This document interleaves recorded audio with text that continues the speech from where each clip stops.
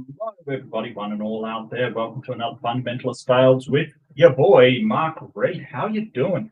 I'm feeling good today. It's been a good Friday. I got up early today. I went and dropped into the wonderful Robin Webster's chat and saw her and Kentucky Atheist talking about American politics. I dropped into Donnie from Standing for Truth's chat and saw one of the greatest dumb things by Hobart. I'm going to have to do that. I swear I'm going to have to do that because a lot of it was some of the worst apologetics you've ever seen in your life, up to and including telling every atheist out there that they're just suppressing knowledge of God. They're just doing the old suppress. Anybody here done the old suppress? I know I must have done. Oh, sorry, my bad. I forgot my microphone. Yeah, no, you're right, Pinworm. I'm sorry. Is that better? That better? Check 1, 2. Thank you, Pinworm. Thank you so much. $2 from Pinworm. Thank you, Pinworm. I really appreciate it. That is awesome. Yeah, and so I do apologize. I was I started a tad late. I was just going through the Australian elections just being called for the 3rd of May. Surprise, surprise. We have our own elections. We have indeed. Why is my camera blurry? Why is my camera blurry? Hang on a second. Hang on. Better. So we have our own elections. Yes, we are a democracy. No, we don't have a king or queen or anything else. Yeah, no, I keep doing that, Pinworm. I'm getting better at it, but I keep forgetting that my microphone is like stored over there. And I keep forgetting. I should get a boom arm. I had a boom arm, but this microphone doesn't deal well with it, and it's sort of in an awkward spot. So, look, I don't know what I'm doing, quite frankly. I don't know what I'm doing. I'm doing my best. But anyway, yes, Australia does have elections. Ours is coming up.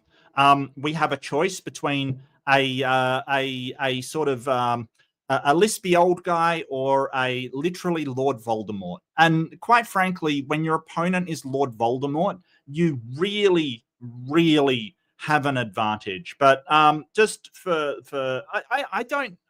last election, I didn't vote for either of the major parties. I voted independent because we can do that. And the independent won, which was awesome, absolutely awesome. Like to have an independent win a seat that's been controlled by one of the major parties for like 100 years or something. That's so good. Like seriously, it feels good. So yeah, I'm voting independent again.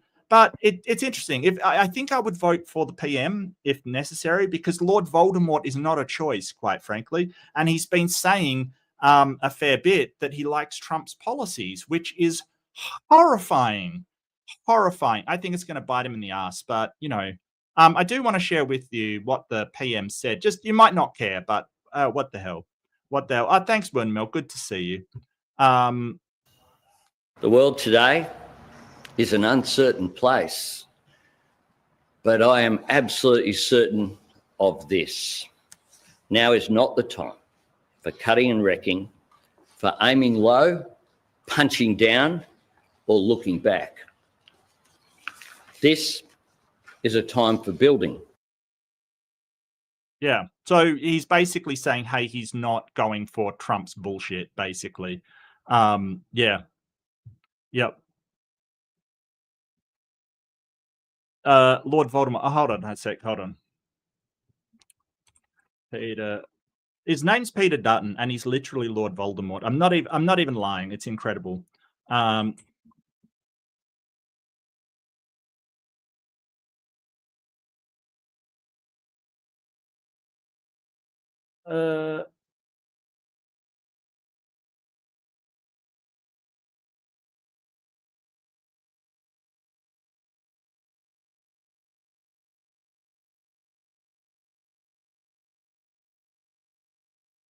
Open image. Cool.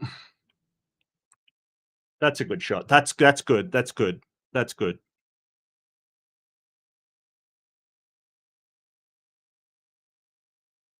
Now, tell me, right? You're ready. You're ready. Tell me that's not Lord Voldemort. Somebody, seriously.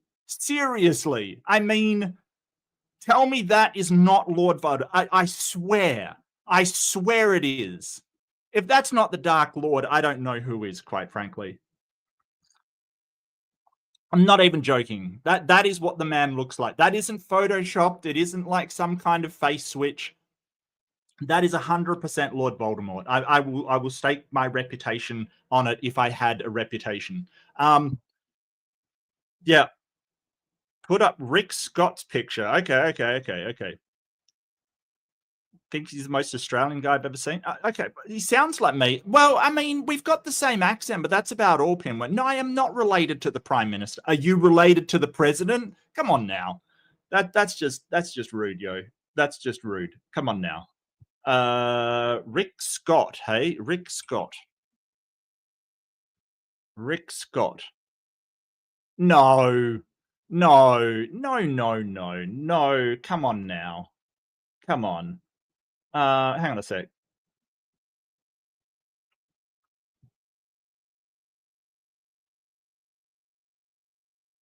That's a fuzzy picture. Why is that fuzzy? Oh, because it's a very small image. So, sorry. This is my bad. I will get there. What's a good picture? Yeah.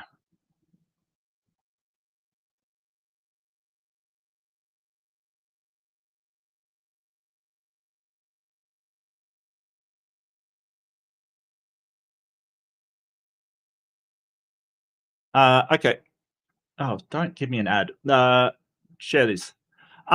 Is this Lord Voldemort? Is this Rick Scott?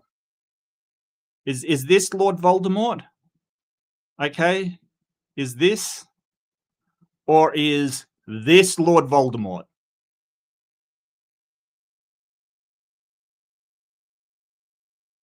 I don't know. I'm gonna have to go with Peter Dutton. I'm really sorry, but I think he's got too much of a nose and he doesn't look evil enough.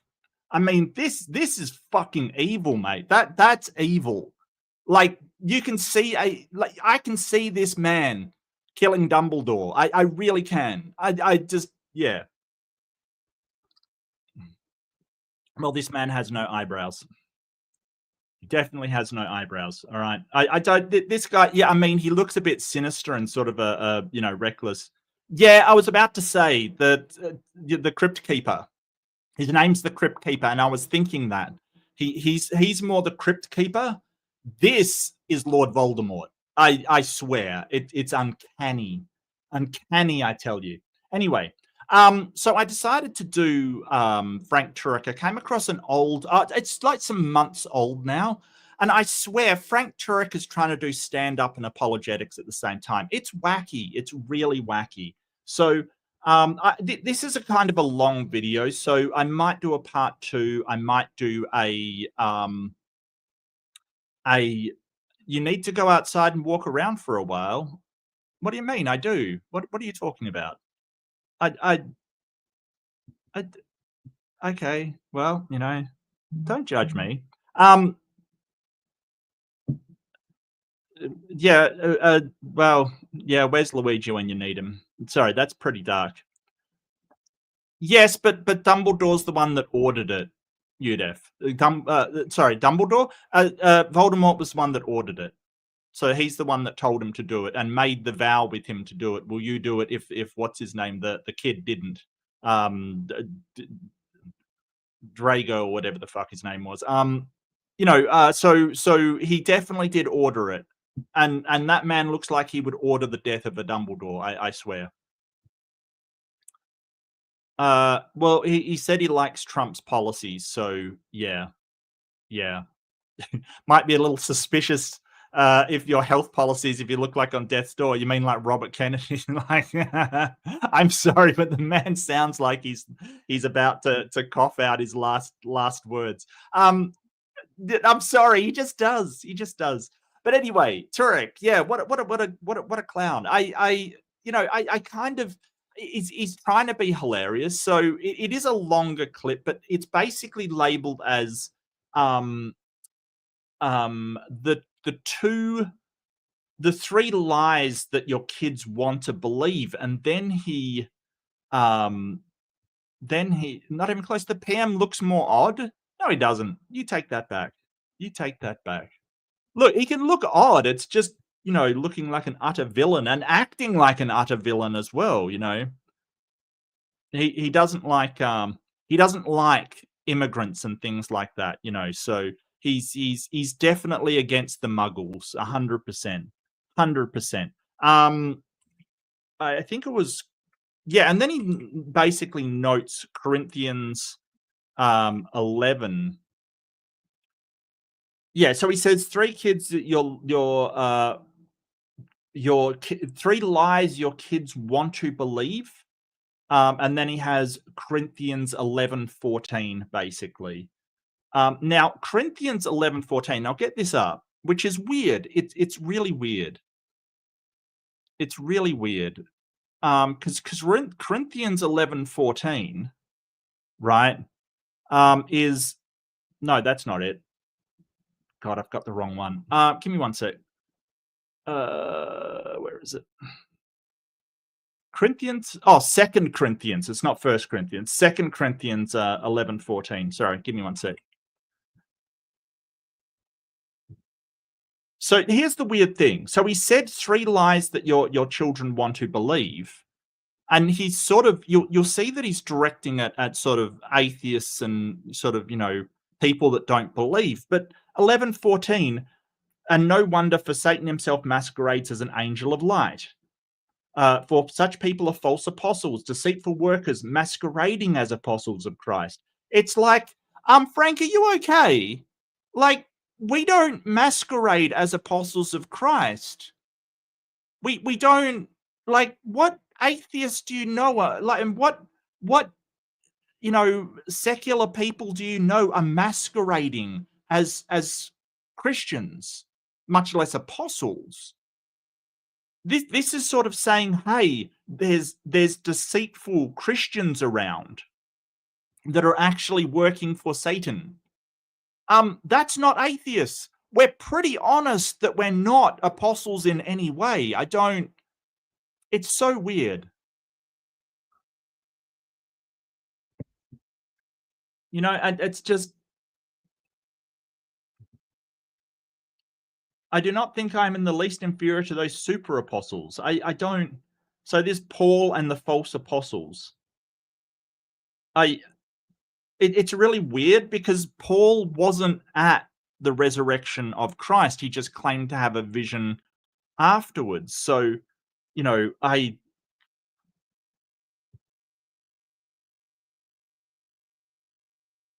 don't know about that, Judith. I don't know. I have no idea. You know, like you're probably right.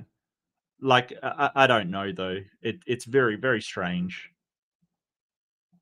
All I know is that he certainly has no idea about sort of Christianity, you know, what's expected, and, you know, the faith thing. And, you know, he released a Bible, and seriously, he does not know the Bible in any way, shape, or form.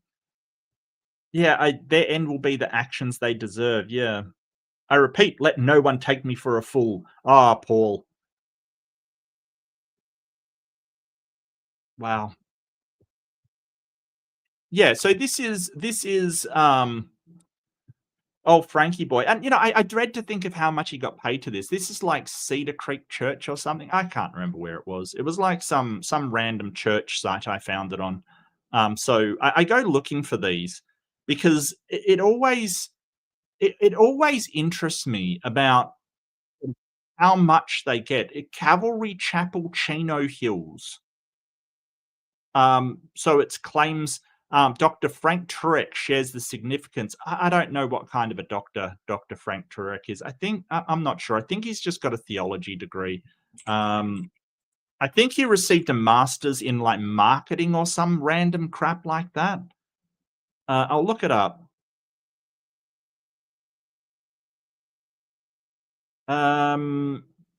Yeah, master's in public administration, and then a doctor of ministry from Southern Evangelical Seminary, which is, you know, I think that is an accredited seminary. But you know, I just, yeah, I can't take the man seriously. But he does have a doctorate in ministry, which is, you know, not even the same as theology. It's ministry. You knew people that went to that church tilting. Okay, well, I'm sorry. I'm sorry this was your stand-up that you got. Because I mean, don't get me wrong, he does try to do stand up, but there's problems with that. Now I want to go over the problems with that, because sort of as I'll point out as I go through, there's problems with if you deliver it in such a way that is funny, but your reasoning is absolutely unsound. Because in the description they sort of say, "Hey, Dr. Frank Turek shares the significance of standing up for Christian beliefs in the public square, the need to equip young people with the tools to defend their faith," right? So the whole point is they're saying, "Hey, Dr. Frank here will give you the tools to defend your faith and the use of logic to identify false claims, particularly in the context of relativism and postmodernism." It's sort of like, yes, does he actually give you the tools though? Yeah, I mean, yeah. Well, he's not funny about some things. I will give you that. I will give you that. He does crack a few jokes that I actually smiled at, I guess. I'm going to speed it up. And this is a long video. You can see it's an hour, so I'm not sure. So yesterday I did a member stream, and thank you to all the people dropping in for the member stream. I kind of played a game and talked for 3 hours straight, and now my voice isn't doing too well. So that was silly of me, but I'll see how far I get through. And maybe I can do a second part if you want it. But yeah, don't forget to like and subscribe and everything like that, to keep me running in this ridiculous place that I'm in.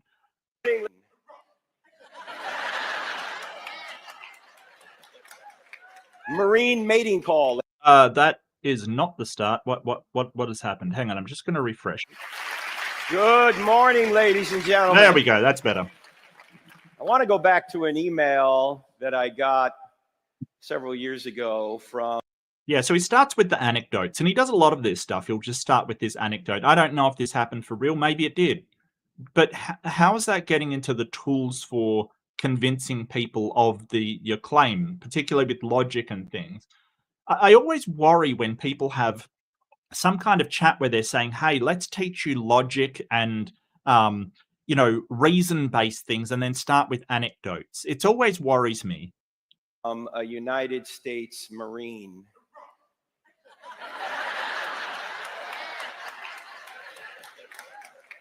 Marine mating call, ladies and gentlemen. Come on, that's pretty funny. That's pretty funny. Come on, you got to admit that is pretty funny. There. This guy wasn't writing me as a tough guy. He was actually writing me as a distraught father. He said, "My daughter was the top Christian student in her high school class. She led several youth groups. She won several scholarships from Christian organizations to go to college. She could take them to any college she wanted to. And so my daughter," this man said, "wanted to go to the University of North Carolina at Chapel Hill to win the Campus for Christ, and it needs to be one for Christ." In any event, he said, 4 weeks into her first semester. You see where he started off? Like his daughter's got to go win the Campus for Christ. Okay, so he's talking about somebody going in there and basically proselytizing and preaching to your fellow students and trying to convince them of Christianity. Win the campus. Where university should be a place where you start to ask questions and have, get all perspectives. And it's worrying that they really don't want other perspectives. They really don't want to hear that, hey, there's Islamic people out there and there's atheists out there and there's other people's perspectives out there.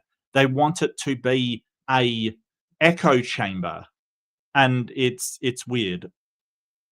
There's ads on live streams?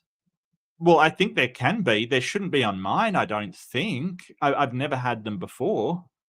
I don't know what's happening here. I got a phone call from her, and her words devastated me. She said, "Dad, I don't believe in God anymore."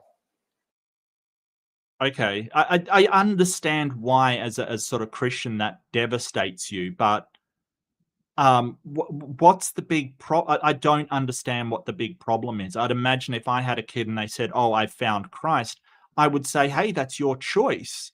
I don't believe it, but that is your choice." Like, why? It's weird that he wants to take her autonomy away. There are. Okay. I thought I had. Give me one sec. I'm gonna check this. maybe YouTube did it automatically. I don't know. I certainly didn't call for them, just because I find them. Yeah, I don't. I mean, I've got ads on, but I don't think it should insert them in the live stream. I don't know. That's weird. That's very strange. It says that it's not on, so I'm a little confused. But yeah, if they get annoying, let me know, and I'll try setting it on something else, maybe. Don't believe in God anymore. What? He said, I got in my car. I drove 4 hours down to Chapel Hill that weekend. I sat down with her and I got nowhere with her. What do you mean you don't believe in God anymore? What happened? And she said, well, you know, we have this atheist professor who teaches the New Testament class. And he said, we don't even know who wrote the Gospels and the Bible has errors in it. So, Dad, I'm an atheist now. Well, that's actually true, Frank. We don't know for sure who wrote the Bible, the New Testament. We know what Paul wrote. In fact, we thought Paul, or they used to think that Paul wrote Hebrews, right? But we know for, like, there is not scholars. There is nobody that thinks that Paul wrote Hebrews anymore, right? Nobody believes that Paul wrote Hebrews. They think it was maybe a disciple of his, maybe Apollos, who wrote it. We don't know, right? So, and this is also true of the Gospels. Traditionally, they've been ascribed to Matthew, Mark, Luke, and John, but we don't know that for sure.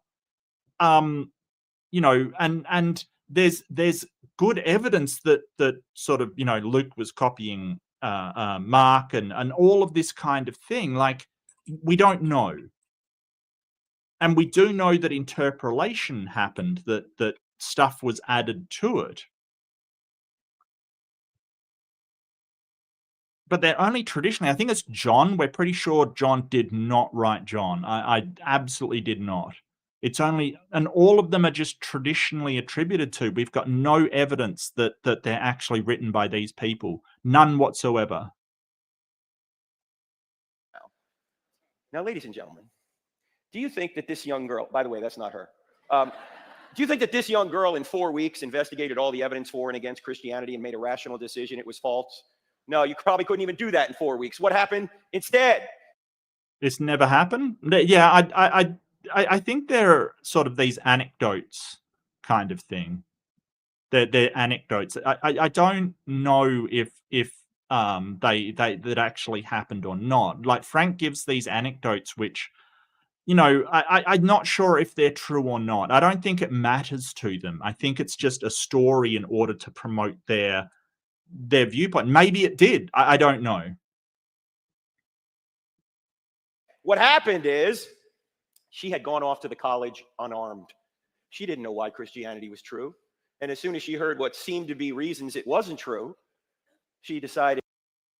Oh, yeah, sure. Easy. Yeah, just take all of the sort of sanctions around slavery out of the Bible. I could have exactly the same book and just write in it, do not own people as slaves, and it would be a superior alternative. That would be a superior alternative. I could just write, hey, you should have freedom of religion, and it would be a superior alternative. There you go. Enjoy. Like, there's so many superior philosophies and things than the Bible. I mean, it doesn't even get to, like, bodily autonomy, the right to privacy, anything like that. You know, I personally like secular humanism. I think that's way better than the Bible for any kind of, you know, moral distinctions. The Bible's terrible. You need to explain our existence without a creator. Okay, so when two people love each other very much, they have sex. I'm not sure if you know this. You haven't had the... Oh, you're Christian. Of course you haven't had the talk. Look, there can be some really good sex education classes that you could enroll in anytime. It'd be fantastic for you. She was just going to walk out on Christianity. And why wouldn't you? When you go to college, you don't want to do everything your parents said. You don't want to have the perceived moral restraints of Christianity on you. You want to do your own thing, which is one reason why we go to colleges through our ministry and we present evidence that Christianity is true. The perceived moral restraints of Christianity. You mean sort of the all of the all of the really repressive, horrible stuff that they teach you. Like if you have a thought that it's a wrong thing and you need to go to the church to get forgiveness for your wrong thought. You mean that horrible stuff? Yeah, I don't think that's as good as you think it is. It's pretty harmful, in fact. Origin of the universe, life, and consciousness. No, no. See, we don't have to. That's the thing. Like what we want to do is make sure our answers are correct, which you don't want to do. You just want to take whatever answer seems good to you that you have faith in. You can do that. I want to make sure the answers are correct. So no, we don't have to give anything of the sort. No. No.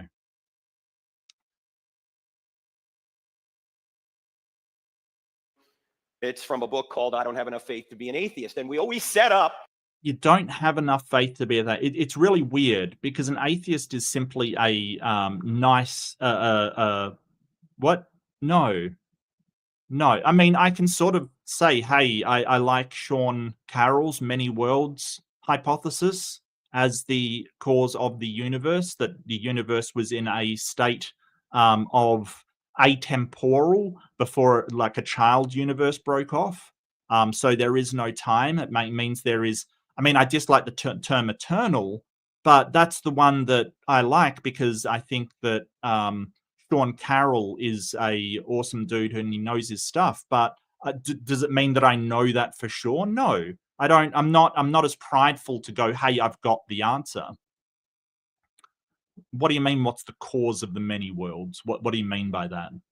Yeah, no, I think I'm just going to ignore you. If you want to debate, maybe schedule a debate, and if you want to just watch the show, watch the show. Well, we don't, Kofi, we don't. That's the whole point. We're not saying that we definitely know there's no God. It's just I don't believe there is one because there's no evidence for it. Just a book says so is not evidence to me. Well, here's the thing. What's the cause of God? How did God do it? Looks like you're an empty bag as well. You've got no cause for God, and you've got no explanation of how God did it. So it looks like you're an empty bag as well. This is the thing. Saying that and Matt Dillahunty used to say, like, appealing to a bigger mystery doesn't solve the original. So it doesn't solve a mystery to just appeal to a bigger mystery. Like, so if you're saying, well, how did this thing happen? And I say, well, it was magical and you can never understand it. That doesn't solve the mystery. You're just appealing to a bigger mystery and one that you say can't possibly be solved.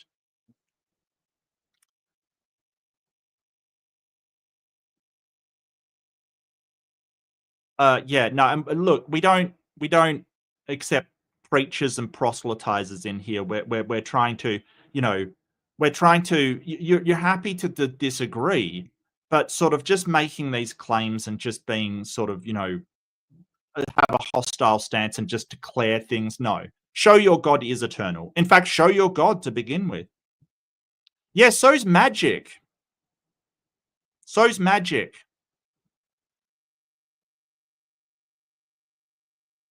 A microphone for Q&A. Here is a picture from an event we had at the University of Wisconsin at Madison, and they love the Bible there about as much as the University of California at Berkeley does. And this, and I'm the one called an empty bag. This, I don't have to show anything. Yeah, you can just claim it. That's all it is. But the problem is challenging atheism, that if you just want to claim it's a God and don't have to show anything, I'm quite right to just dismiss your claim as a baseless assertion. Because that's all it is, a dogmatic assertion. So I can just ignore it. It's like me saying, hey, it's a magic pony. It's just an assertion. Yeah, as I said, we don't stop just proselytizing in here and declaring stop, have conversations. You do realize that atheism is a belief or non-belief, like lack of belief. You know, nobody's getting upset that you're dismissing atheism. It's just like, whatever. You can do that. Okay. What am I supposed to say to that? Okay. The thing is that we're not demanding everybody be atheist. That's the thing.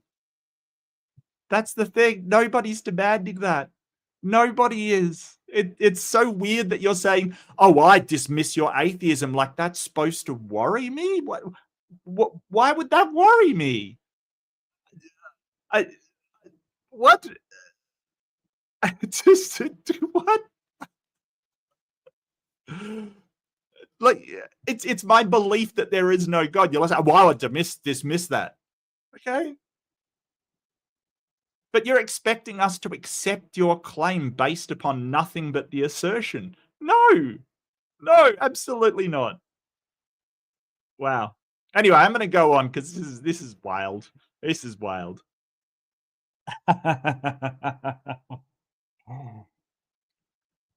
If I can't provide an explanation, I have to believe in a God. You don't. You don't. Oh dear, this is funny. I don't even know what's happening.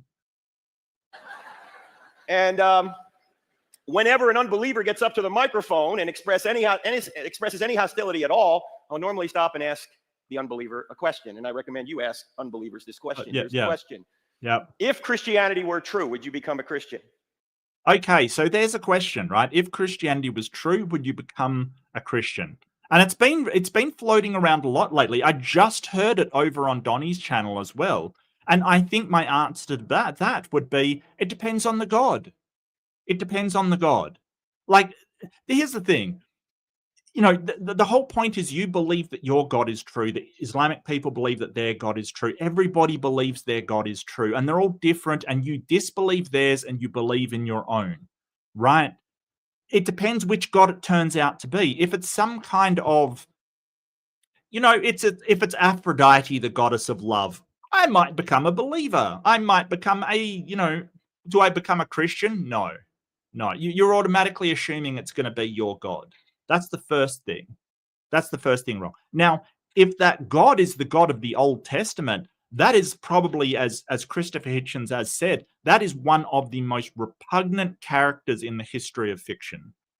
Like the God that hardened Pharaoh's heart so he could punish not the Pharaoh, but the firstborn of everybody else and kill them. Right? That God is... There is no way I would worship a God like that. There is no way. There is no way whatsoever. You know, that's a horrible thing to follow. I have some issues with the New Testament. The whole idea of thought crime. If you think something, then you are guilty. That's a horrible thing. If it turned out that God was pure love and, you know, everybody in the Bible had mistakenly wrote things down, then yeah, maybe I would become a Christian or whatever. If that was the whole thing, maybe the entire book's wrong and there's just this awesomeness there, maybe. But I would have a lot of questions and I wouldn't necessarily become a Christian. But it doesn't matter whether I become a Christian or not. If it could be proved that the God exists, I would believe that it exists. That's the thing, right? I would believe that it exists if you could prove it. I may not worship it. I might not be a Christian and worship it, but I would certainly believe it exists. But you haven't even gotten to that point yet. You're trying to say, oh, because you wouldn't automatically be subservient to some sort of God if they exist, then your disbelief can't be true. No, absolutely not. Absolutely not.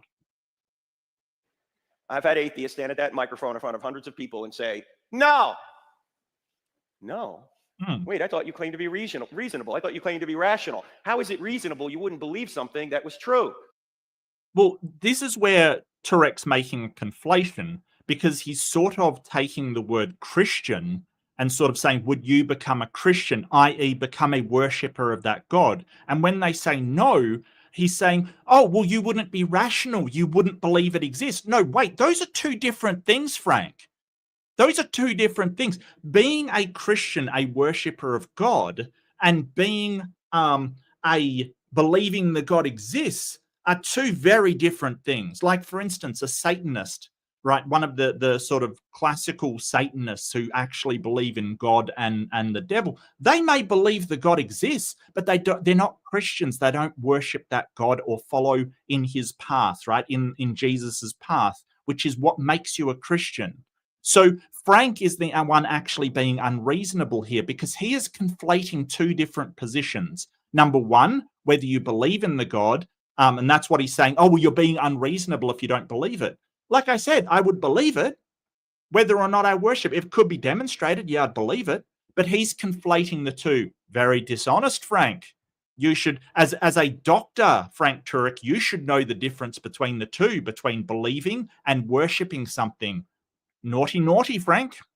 Well, it has nothing to do with reason. It's not a head problem. It's a heart problem. They don't want it to be true. They don't want there to be a God. Why? Well, it depends on which God. If God was everything that the Christians sort of in their best days, or, you know, when they're feeling really good, everything that they promised, it's pure love and all this stuff like that, I wouldn't be opposed to it. But it's really mostly the actions of the Christians which convince me that their God isn't. Well, I mean, it's not just that. It's a lack of evidence. It's evidence to the contrary. But it's also like their book is pretty horrible. All in all, there's some good things in there, but all in all, it's a pretty horrid book. It's not great. It is not great. You know, even if you want to just stick to Jesus and sort of stuff like that. Slaves, obey your masters, even the harsh ones.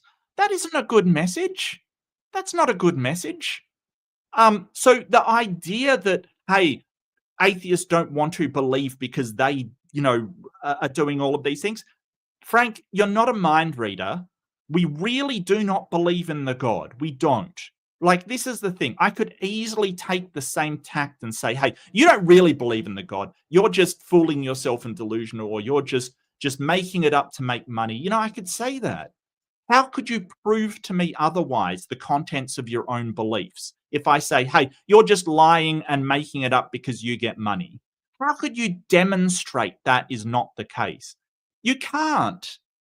And so, as a sort of respectfully, you would want somebody to acknowledge what you say are your beliefs as your actual beliefs. That's a bare respect that you give people.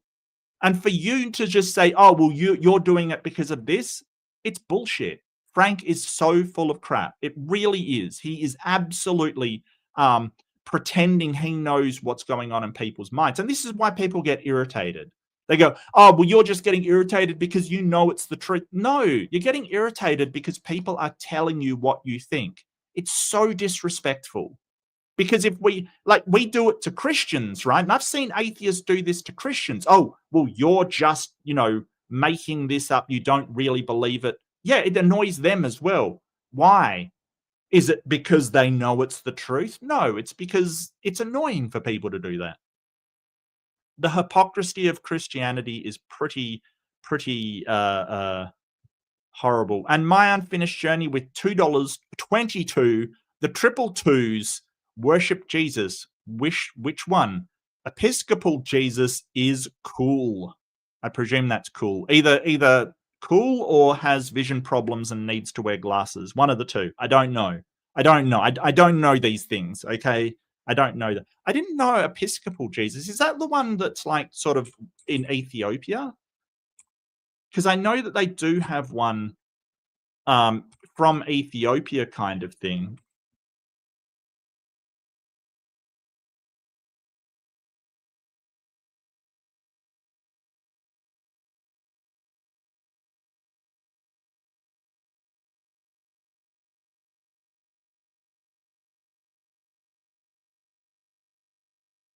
Not 100% sure.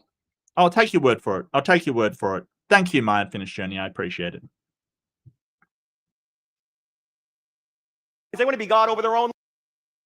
I don't know how you would meet a fundamentalist atheist. I don't know how you would meet somebody like that. I mean, the whole point of fundamentalism, the meaning of it is that the fundamentalism is that the dogma or the teachings of the church, the core foundation of their teachings is inerrant. It can't possibly be wrong. Okay, that is what fundamentalism is. Kafir. It's basically the Bible is fundamentally true, or Islamic scripture is fundamentally true. It is inerrant in every single way. I don't know how an atheist would find a text inerrant because we don't have texts. I don't know how we could do that. That seems weird. You're going to have to explain that one to me, because maybe my idea of fundamentalist and maybe you're using it in a colloquial sense, like they're just, sure that it's true. But I don't know many people or many atheists that would say there's absolutely no possibility of God. Like my views are inerrant and, unable to be proved wrong, because that's what inerrant means. It's impossible to prove wrong. Hey, Titan, so good to see you, my friend.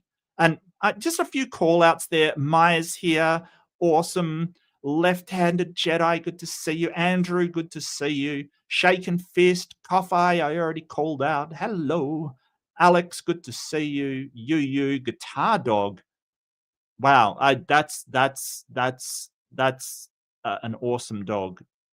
That dog plays some blues. I'll guarantee that right now. Hey, Rembrandt, good to see you. And Tilting Windmill, back. Vic Lit, Luke. No, I'm not convinced they're a troll. I just think they're being a bit rude and stuff. That's okay.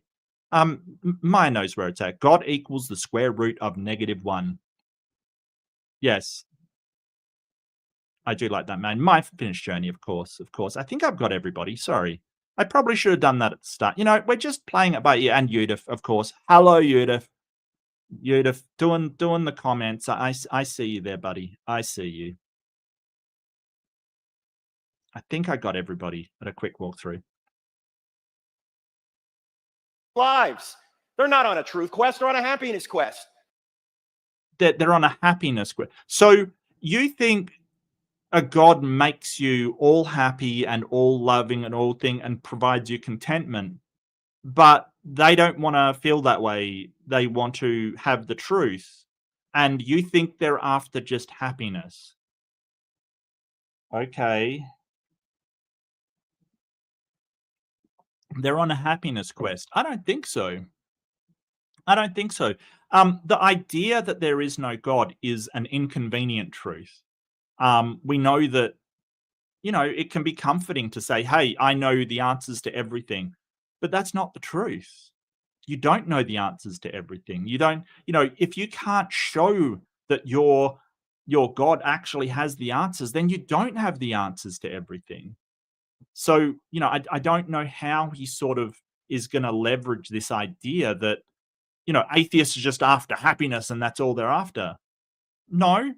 I mean, a lot of people are happier out of religion, but that's due to religion being overbearing and, not accepting of them. Oh, I see Marty in there somewhere. Hey, Marty. Sorry, I missed you there. I thought I got you. I missed you. Yeah, that member stream I did yesterday, I talked way too much, like seriously. I talked way too much. But thank you. Thank you for being there. And they're just going to believe whatever they think is going to make them happy. Now, here's the problem. You can make yourself happy over the short term, doing a lot of fun, but ultimately selfish and sinful things. Yet over the long term, it's a disaster. And everyone in this room over 40 knows what I'm talking about, because many of us have tried it ourselves, right? Well, happiness is kind of a fleeting emotion. Generally, we're looking for contentment, right? We're just looking to be content. My Unfinished Journey says for $6.66, even better. The 666. Wow. You really want to convince them I'm the devil, don't you? I'm with it.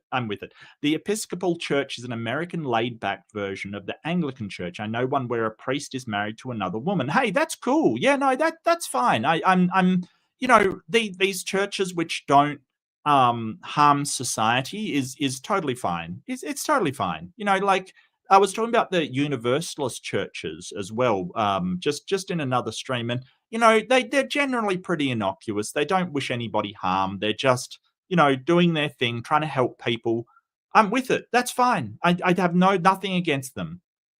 Frank Turek, on the other hand, look, we know that some short-term behaviors are harmful. Nobody's saying they're not, but sort of shaming people for sin is not a way to help them. It's not. You're basically saying, hey, there's something wrong with you. You should be ashamed of yourself, but I can give you the cure, which is believing in Jesus and getting forgiveness. No, it's not healthy. There's nothing wrong with them to begin with, Frank. If you want contentment, you got to go straight through truth, and Jesus is the truth. Straight through truth. How do you figure that, Frank?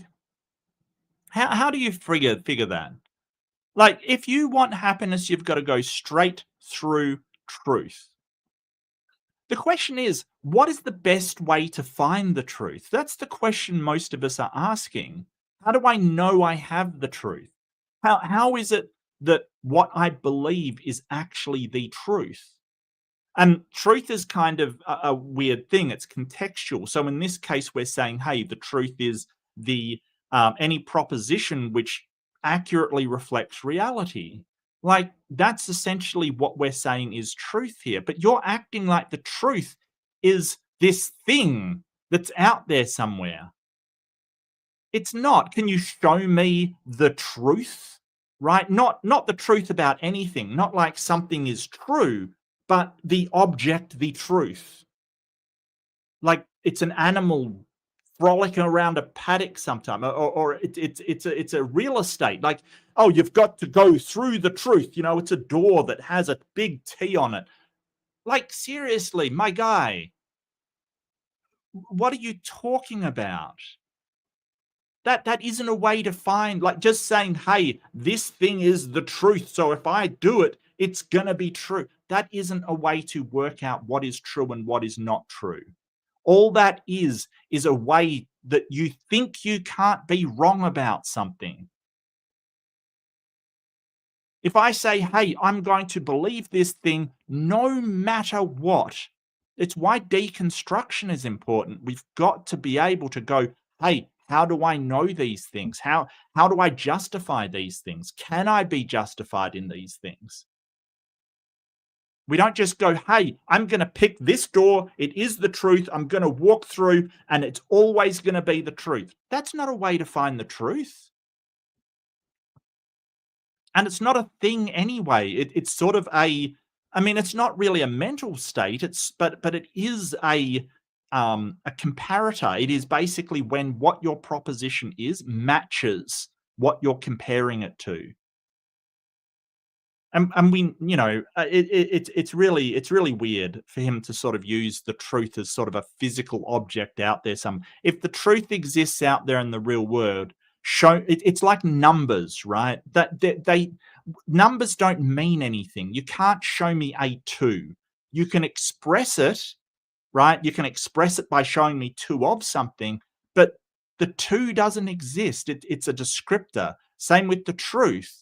Things can be true, but you can't show me a truth, like a thing that is a truth. You can only sort of demonstrate it. Yeah, that's not showing me a 2. It's not. It's just showing me a numeral. But a lot of people want to try it themselves. Look, ladies and gentlemen, if you just live for yourself all the time, if you just become a me monster and it's all about you all the time, how long are your relationships going to last? Okay, so here's another conflation, or at least it may be a slippery slope fallacy. He's saying, hey, become an atheist, you only think about yourselves. Like, nearly every single atheist I know, it's a symbolic logic joke. How dare you? Like, nearly every single atheist I know is part of a community. They support one another. They do things for one another. Some of the most selfless people I know are atheists. And they take care of people. They donate to charity. They don't just think of themselves. Like, this whole idea that, you become an atheist and suddenly you don't give a shit about people and you're just living, you're straight out the door and just thinking over, it's like they think you become an atheist. Suddenly you're just a psychopath. You just lose all empathy for anybody else and you're shoving grandmas aside as you boastfully walk down the stairs. Come on now. Like, we still have empathy. We still care about others. It's so weird. And this is sort of the I guess it's a straw man that he's painting, that all atheists, they just don't care. Who's going to put up with that? And if somebody does, you're probably not going to have a very fruitful relationship. No, you live for you all the time. You're ultimately going to wind up divorced, addicted, broken, alone, and probably prematurely dead. Right, because every atheist that happens to. That's what he's trying to say. And it's called a slippery slope argument. He's saying, hey, if you live for yourself, number one, there's no high chance that's going to happen. That's incredibly unlikely. You're going to become broke, low chance. All of these low chances kind of thing. You could be a Christian and end up broke and homeless. There's homeless Christian people on the street. And guess what, Frank? There's dead Christian people. Did you know that? He's sort of making the case, and I'm sure I think he's doing it deliberately, that all atheists suddenly just fall down and they're homeless and all of this stuff. It's so dishonest. There are countries full of atheists. And the countries are working just fine. People take care of their communities. They take care of each other. And they're actually doing better than the Christian countries out there. You look at the Scandinavian countries. Japan has a big community. And they're atheists. I mean, I don't agree with a lot of the Chinese policies from the government, but Chinese people are there's a lot of atheists there. And they still take care of one another. Wild. You can't just follow your whims or your desires all the time. And we're going to get into it a little bit today because there are a lot of lies out. Yeah, so atheists don't just get into their desires all the time. We don't 100% just follow our desires all the time. If that was the case, I wouldn't be watching Frank Turek right now. Sorry, Frank. It's not my favorite thing to do. It's just the whole idea that, you become an atheist, you're an unfeeling monster. And these Christians have to stop painting atheists as unfeeling monsters. Because we're not. We're human beings. We have feelings. We have empathy. We care about people. Stop it. This whole idea that, the atheist down the street would just shove you aside and trample you if it meant that they get it. No, we wouldn't. We don't. Like, I don't know why his audience is buying this bullshit.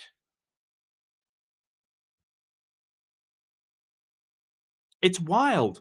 In fact, here's something that is demonstrable. In a study that was done, they find that atheists are more likely to help other people outside of their group, right? So they went and talked to people who were in religions and did a statistical survey of people in religions. People in religions were more likely to help people in their religion. Christians more likely to help Christians. Atheists were more likely to help anybody, whether it be Christian or Muslim or atheist or Scientologist. They do not see the otherness of people, or at least they are less likely to, because it is a statistical study. I'm sure there were atheists that were horrible people in it. Granted, but atheists are more likely to help you even if you're not an atheist.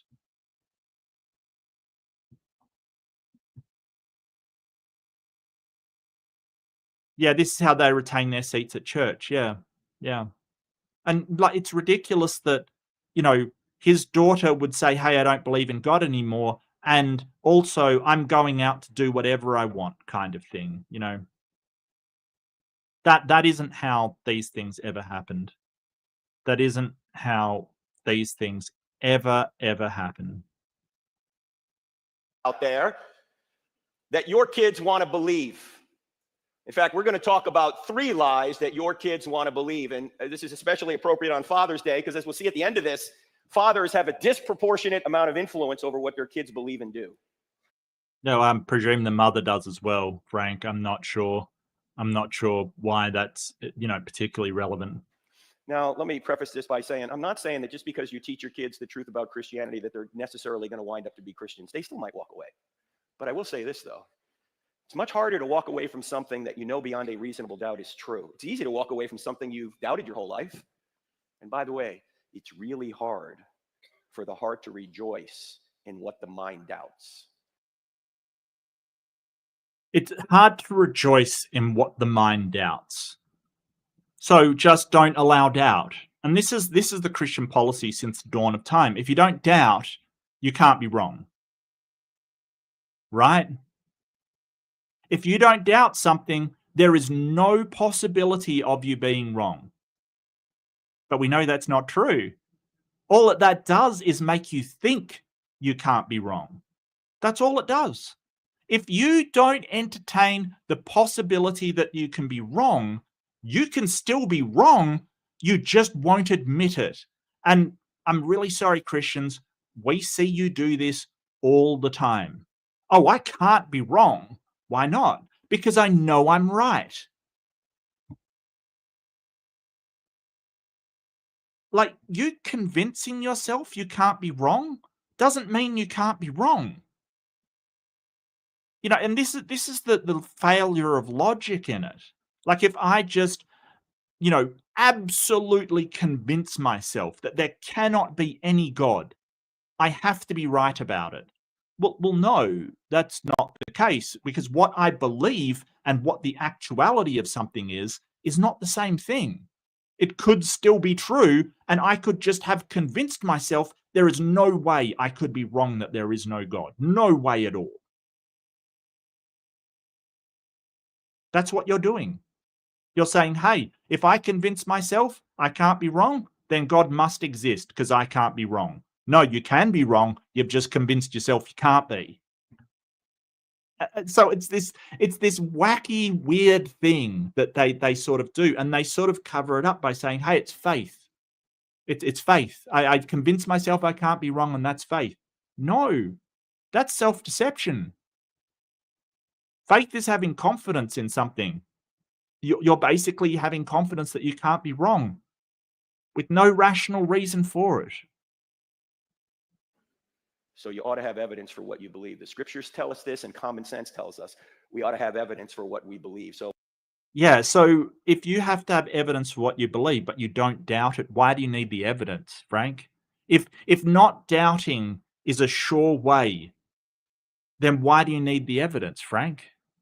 If not faith? Because it's not faith if you have evidence. Or at least not the definition of faith in the Bible. What I want to do is give you some evidence. And by the way, these 3 lies that kids want to believe today, the reason kids want to believe them is because if they believe them, they're going to be in control of their lives. They think so anyway. And they're going to be really popular if they believe these things. The first lie that... Oh, really? Oh, really? Yeah, nothing more popular at the moment in the US than an atheist. Yeah, we're so popular, mate. We're so popular. When I head into those Christian chat rooms, I'm the most popular guy around. Oh yeah, baby. I'm that popular atheist. Like, I could understand if you said, hey, some people, but here's the thing. Frank's just laying down a blanket statement over every single child out there and saying, hey, this is why they're doing it. Oh, there can be many reasons, Frank. There can be many reasons. They might have studied evolution and, actually learnt what it is and how we know that it's true, and then gone, well, this book is a whole bunch of bullcrap because it has, Adam being made out of a rib of Eve 6,000 years ago, because that's what their parents told them. It could be that they're rebelling against their parents. Yeah, it's not a good reason to believe it, granted, but it's not the reason you gave. Like, it's just so silly to sort of blanket statement the reasons why people are doing it. It's like if I said, oh, you know why every single Christian believes it? Because they are deluded and they want to believe that they get into a special place. There's a number of reasons that they believe it. That one's probably pretty common, but there's a number of reasons. Like, you can't just make these blanket statements over people. But Frank is not, he doesn't care about precision. He really tells these people what they want to hear. And that's what I really, I really think that Frank does. He tells them what they want to hear. Oh, my child just wants to do what they want. They're not interested in the truth. What if they are? What if they are? Maybe it's bad that you've told them something that you can't demonstrate to be true. That would be a horrible feeling. So it's better to feel like, oh, well, you know, they just want to rebel and go and do, you know, their drugs and sex and sin and stuff. You know, like, yeah, you can believe that. Or they may actually be legitimately questioning something that doesn't make a lot of sense to them and to me. Bro, it's fucking used where the state of Washington Republicans were trusted less than atheists. Wow, okay. Oh, and left-handed Jedi gift 5 readerships, and you know what that means. That means I have to do my, whoop, there we go, it's just updated, my announcer voice. And going out of the readerships, we've got Mandoop, Daryl, Frost, Morning Star, and President Sunday. Oh, and Citizen 9. President Sunday got hit. Yeah, cop that. Take that one, President Sunday. Get in ya. Oh, I'm so excited about that. I've become Australian. Thank you so much, left-handed Jedi. I really appreciate it. I'm lying. I always was Australian. I was trying to keep it a secret. Nobody likes Australians. Are Australians the coolest people in the room? I think so. I'm not sure. But thank you so much, left-handed Jedi. Really appreciate it. All your support. All of your support. It is just fantastic. Thank you.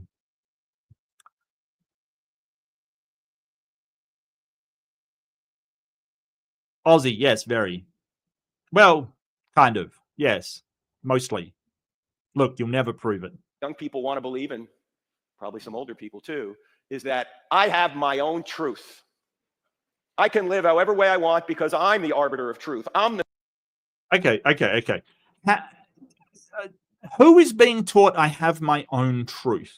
So again, Frank's conflating things here. He's conflating truth as applied to reality. Like when we say, hey, it is true, this is a coffee cup, right? Or it is true that I am sitting here, or something that describes the world with sort of moral truths, right? He's really trying to conflate the two, right? That we say, hey, I have my own truths that I live by is more moral understandings. Like people deserve rights, for instance. I think that's true, right? They're kind of moral pronouncements. So he's kind of, we know that the truth will be the truth regardless of what someone believes.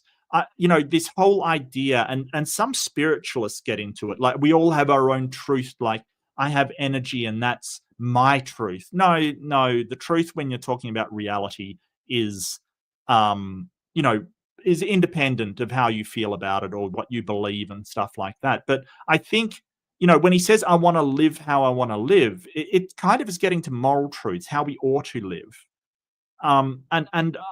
You know, I don't think that's really the truth that you're talking about. Standard of truth.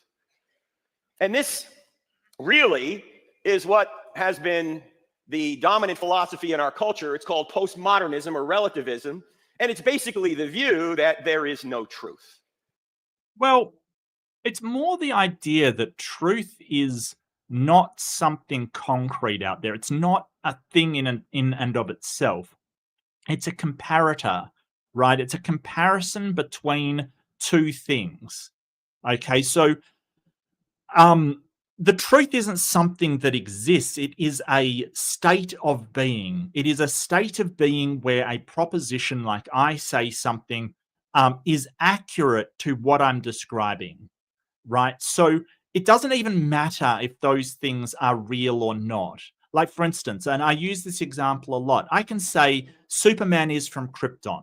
Now, that statement is true, even though Superman and Krypton don't actually exist, right? It is a true statement. So it's contextual. It's saying, hey, this comparator between these two things matches.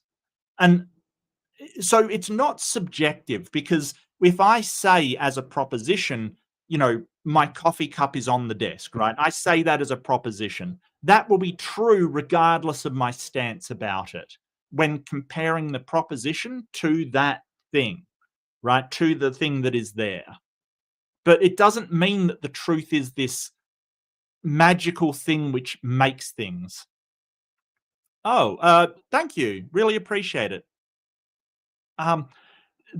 So when we're sort of saying, hey, there is no truth, it's not sort of saying, hey, truth doesn't have an existence conceptually, or you know, we can just change the truth to describe things in reality and suddenly it becomes. That's not what we're saying. We're saying it isn't some kind of real thing out there, that it isn't some kind of reality out there. It's just a state of being that describes how a proposition relates to something. That's all.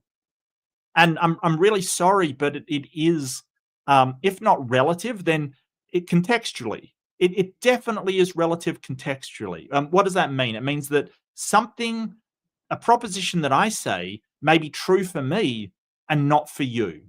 And I'll get to that when he goes into it, but just 1 second. Everybody makes up their own truth.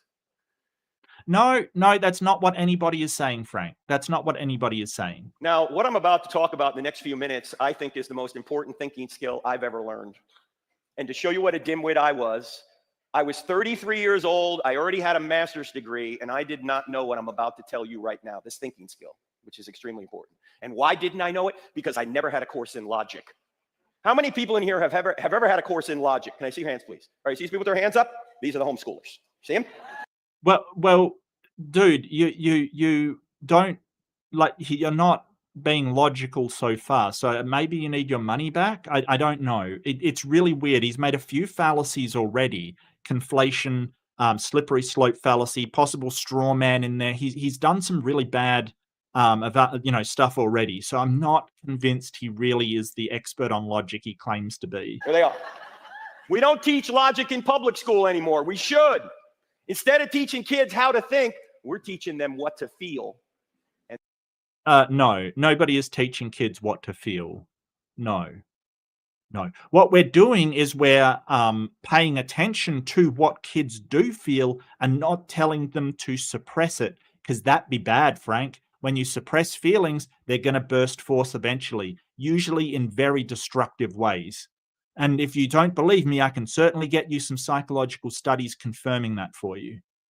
Suppressing what you feel is never healthy. We want to express it in healthy ways, but they don't tell them how to feel. They ask them how they're feeling. Frank, what do you think's going on? It's wild that he's sort of saying this, because that is not what's going on in the education system. And that's dangerous, because if you live your life by feelings without reason, you're going to wind up in a very dark place. Yes, emotion makes life fun, but logic makes life safe. And what we're going to talk about here is something called the law of non-contradiction. It's a fundamental law of logic. You all intuitively know it, but you may have forgotten you've known it. It goes like this: opposite ideas cannot both be true at the same time and in the same sense. Yeah, I mean, that's one way of describing. Opposite ideas cannot be true in the same context, in the same sense. But yeah, basically. So for any proposition, there is either a true or a false value, and it cannot be both of them at once. Is non-contradiction. So if I say the coffee cup is on my desk, it cannot be both true and false. That's non-contradiction. Right. So yes, by extrapolating that, you can say, hey, for, you know, any contradictory ideas, they can't be both true and false. Yes. But when you get back to a base level, it is just a proposition being either true or false. That's essentially what it is. For example, we can't both be at Chino Hills and not at Chino Hills at the same time and in the same sense, right? It's one or the other. God can't both exist and not exist at the same time and in the same sense. It's one or the other. You with me? What we're going to do is apply this law of logic to some of these statements we hear in our culture today that support relativism and postmodernism, like this one. There is no truth. Yeah, but that's not what people are saying. It's saying by relative, we're basically saying, look, okay, so here's the example, right? I can say, hey, it's day right now, right? That's true for me. It is day right now. It is 10 o'clock in the morning. It is day for me, right? It's not day for a lot of other people. And he's adding, in context, in the same sense, correct. But that's not what relativism means.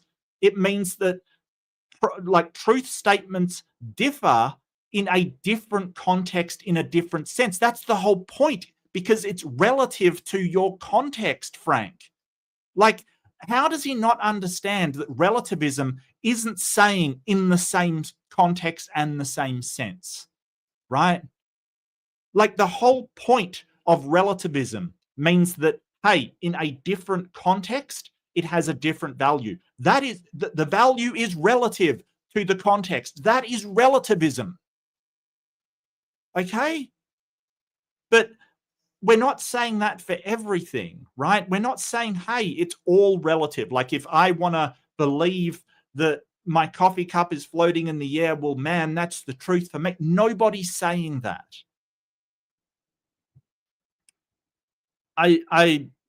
It's wild. It's wild. If you want to talk about non-contradiction, right?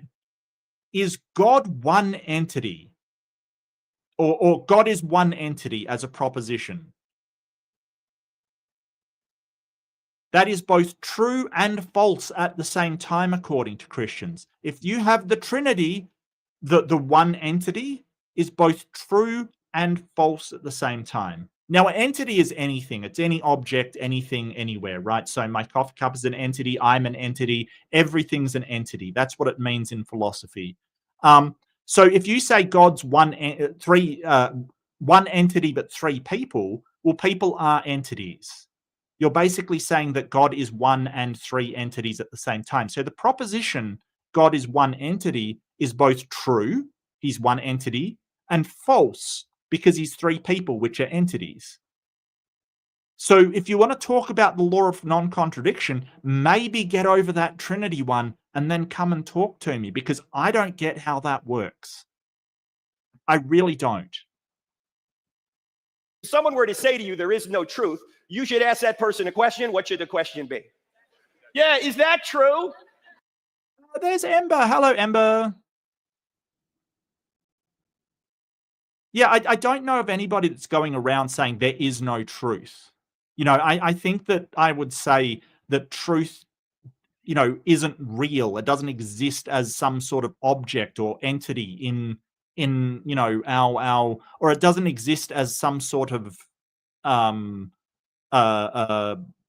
sort of Neoplatonic object kind of thing. I don't think it's a thing. I think it's a comparison between two things. But I don't know anybody that's going around saying there is no truth.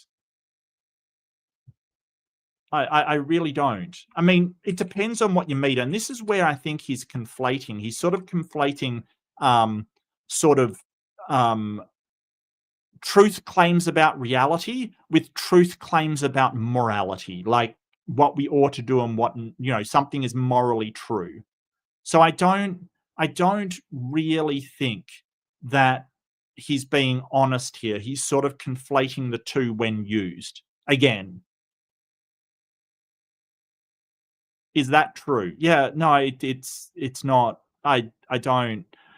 It's so weird. Like, seriously, I don't like. Okay, so he's trying to say, hey, they go to university and realize there is no truth.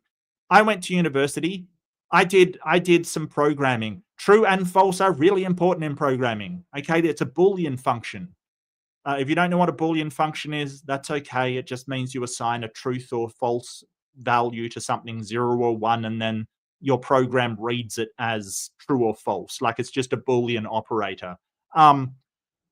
Boy, there is truth and false in that, because it's a comparator. It's comparing whether the statement actually matches the configuration of, whatever you're comparing it to. That's it. That's your truth.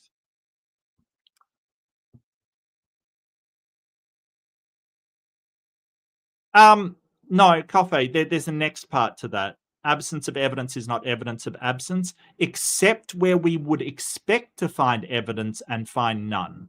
So, for instance, I could say there's a stone in my hand, Coffee, and you could say, well, show me. And I would open my hand, there's no stone. And you go, well, what the hell, Mark? And I say, well, absence of evidence isn't evidence of absence. Except you'd expect to see the stone there. So it actually is evidence that it's not there. So yeah, that has a rider to it, except where we would expect to see evidence and we see none.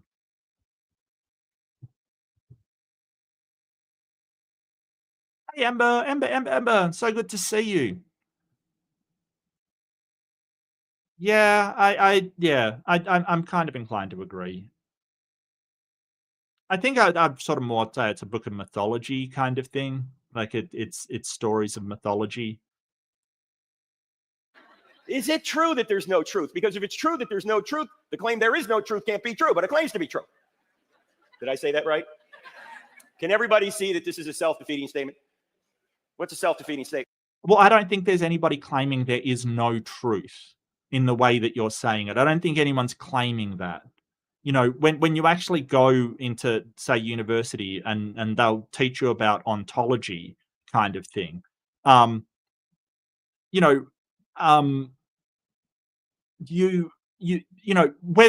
there is a truth to propositions being matched with ontological sort of ontological states. Like, I don't think anybody's going to say, hey, truth is just what you decide, like he's trying to sort of imply here. I think he's sort of saying, hey, your moral truths or your moral designations are what you decide. Yeah, kind of. There's no objective morality that we can find, and everyone disagrees on it anyway. No, I mean, you can apply it to tons of things, like Bigfoot, for instance. We would expect to find some evidence of Bigfoot, and we don't find it. But you could easily say, well, absence of evidence isn't evidence of absence. Yeah, sure. But at a certain point, if you don't find anything, you're going to have to admit that, hey, that is good evidence that it's not freaking there. Sorry, my voice is failing on me a little bit, ladies and gentlemen. Yeah, me too. Through this. What's a self-defeating statement? A self-defeating statement is a statement that violates the law of non-contradiction. The self-defeating statement would be to say something like, I can't speak a word in English. If I were to say I can't speak a word in English, what would you say? Yeah, you just used English to say it. Or it'd be like saying my parents had no kids that lived. Or my brother is an only child. Or everything I say is a lie. Yeah, that last one's actually a paradox. And I was about to say, everything I say is a lie. It's a paradox because if that's a lie, then not everything you say that is a lie. He's sort of done it wrong because you could still be lying about that, right? Right. If you say everything I say is a lie, right, you would have to be lying about that. But that would mean not everything you say is a lie. Okay, so that means sometimes you tell the truth. You could have just, told the truth then. That, everything you say is a lie. You could have been lying. I suppose it does work, because it does kind of work.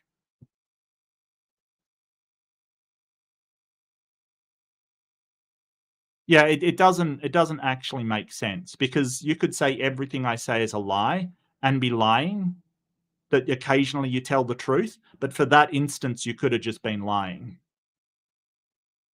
That doesn't have to be the truth. The actual paradox is saying this statement is a lie, right? That's the actual paradox. Frank has fucked it up. He's completely screwed it up. Sorry, he has. Because it has to be the referent of that has to be the actual statement that you're making. And he's making a reference. The thing he's referring to is all statements across your life, right? Like I could have told the truth 3 times yesterday and said everything I say is a lie, and I could lie. I told the truth before. That's still a lie. It still works out fine. Frank, that's not the paradox you think it is. If I say this statement is a lie, right? If this statement is a lie, then it must mean this statement is true, which means this statement is a lie, which means this statement is true, right? That's the one that's a paradox. And so we know that truth and falsity, because that can't be true and it can't be false, it sort of shows that truth isn't this thing in the world. It can be contradictory. Like this can happen. Paradoxes are exactly an example of that.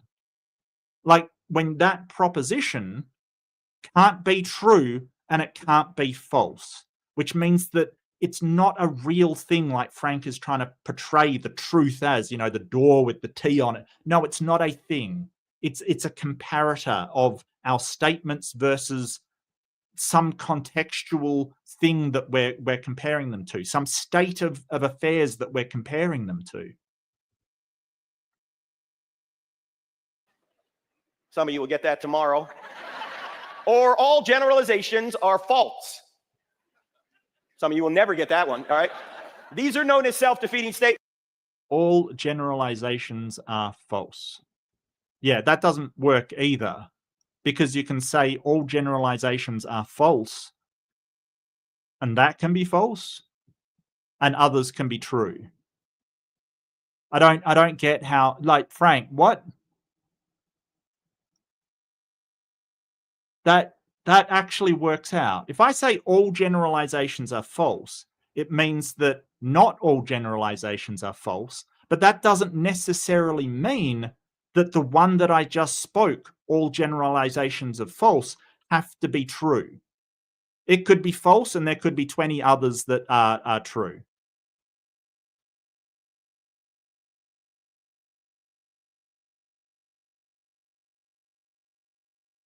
Yeah, no, Frank doesn't understand his. This is the guy that said, oh, they don't teach logic. You don't understand it, Frank. This is kind of hilarious. I didn't actually go through this, but now that I'm like keeping it in mind, he's fucking it up. He's fucking it up.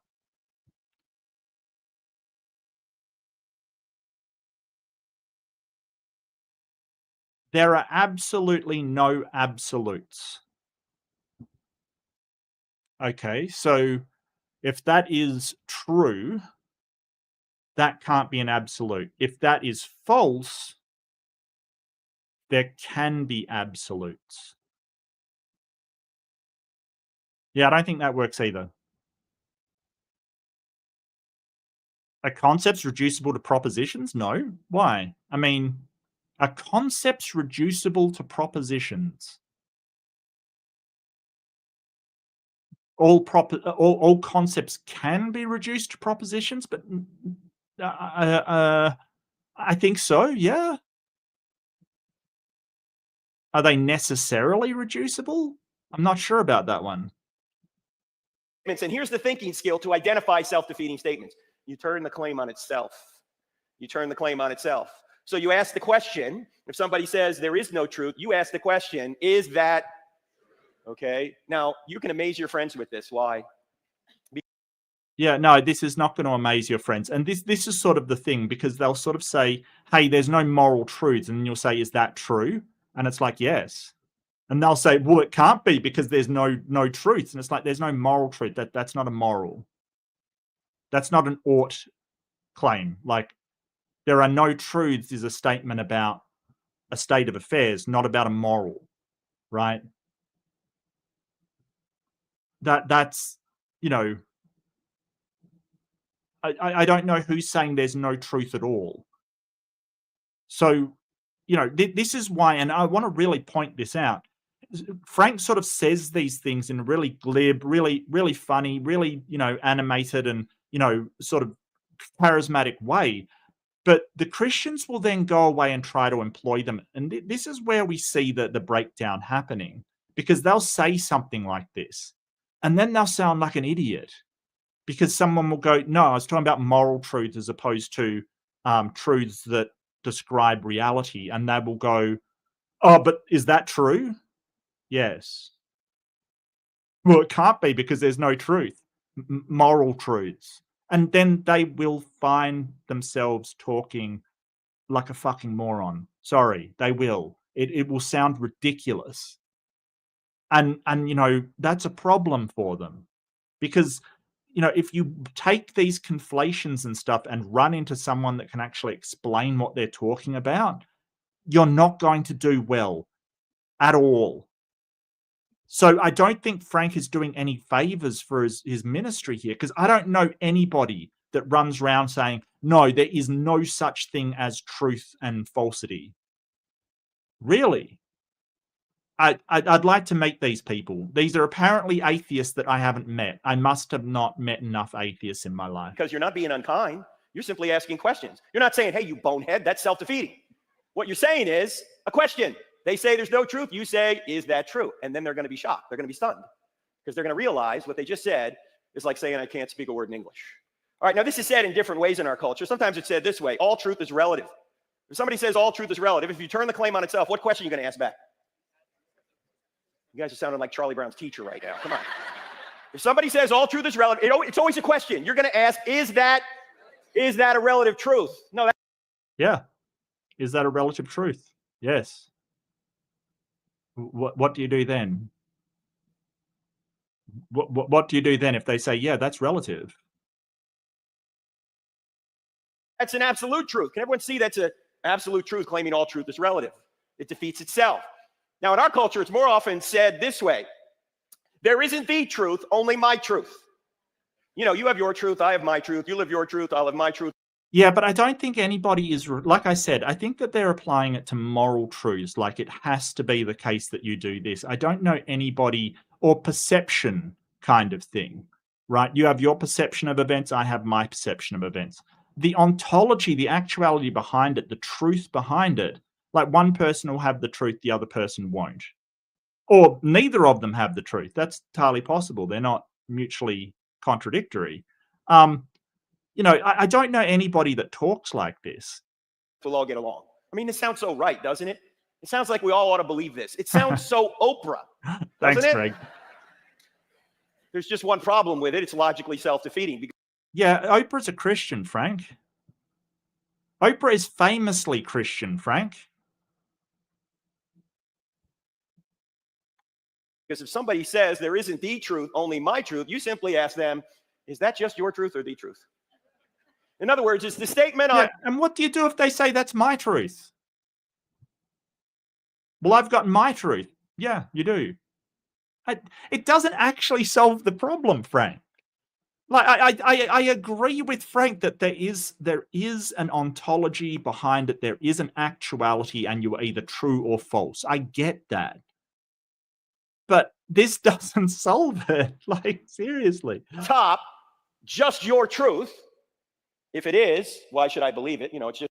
Yeah, that's a good point. He doesn't... Yeah, you can speak English and not know what it means. Yeah, absolutely. Absolutely. It's your opinion, so why should I believe it? But if you're saying the statement on top is the truth, can everyone see the first half of that statement says there aren't any the truths? Can everyone see this is a the truth statement, claiming there are no such thing as the truth statements? This defeats itself. Now, I know it's very unpopular to say this, but I have to say it anyway. There's no such thing as your truth. There's no such thing as my truth. There's just the truth. I mean, if you want to say you have your own truth, you might as well say, well, thank you. 5 people go, yeah, that's right. Well, yeah, I mean, I agree with him when you're talking about the context, objective claims, like stance-independent claims. Okay, so for instance, if you're saying, hey, my coffee cup is on the table, right? There's not your truth about that and my truth about it. There's just the truth about it. Like, one of those propositions will match the actual state of affairs. Like, I get that. I'm on board with you. But if you say it is true that strawberries are nice, right?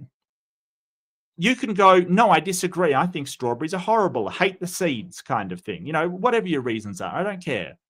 And you say, well, that's my truth that they're nice. I get that. Subjective things, you're saying my stance is true for me because it is. So, like, I feel like he's really conflating between subjective things and objective things. And I agree that whether a God exists is either true or false, and it's not subjective. It is either there or not, and there's not your truth and my truth. But I don't know any atheists or disbelievers that wander around saying, oh, well, you believe in God, that's your truth, but I have my truth that he doesn't exist. I don't know anybody that does that. In fact, that's usually spiritual people that are doing that, you know, sort of saying that we each have our own truth. And I don't think they actually mean the sort of ontology that Frank is talking about. They're sort of saying, hey, this is my belief and, you know, that's true for me. You know, it's really weird to have Frank sort of go, oh, well, you've got to address this. No, you really don't. They're not saying, I don't know. It's very strange. It's very strange. It feels more like to me that his daughter has said this to him and, you know, probably just to get him off her back about God. Because I feel sorry for his daughter. If his daughter says, hey, Dad, I don't believe in God anymore, and he acts like this towards her, I could understand why she wants to just say, hey, I've got my truth. Now get lost. I don't, you know, you go and have your truth. I get that. I totally understand it. But it's more saying, hey, I have my belief and you have your belief, and we don't have to agree. But, you know, it's colloquial. It's not actually going into this logic thing. So I think Frank's very misguided. I don't know what his issue is. Hey, that's just true for you over there. I mean, if you want to say you have your own truth, you might as well say I have my own math. I mean, imagine if, say, Pastor Shadrach said, hey, Frank, can you hang around here tomorrow at Chino Hills? We got a lot of work to do in the courtyard, and if you can help us out, yeah, look, I'll pay you $10 an hour. You just tell me how many hours you work. At the end of the day, I'll pay you. No, actually, Pastor Shadrach would never do this. He doesn't. Hey, Wes, how you doing? How you doing, buddy? Hello. Yeah, so saying you have your own math, I'm not sure he knows this, but that's essentially what Sir Isaac Newton did. Like, he made up calculus. Like, he just invented calculus in order to do certain things. Like, he did have his own math and proved that math. He did proofs for that math and showed that it was correct. He literally made up his own math, Frank.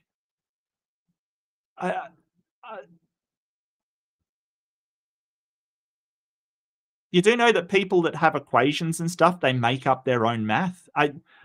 Does Frank know how math works? Pay that much.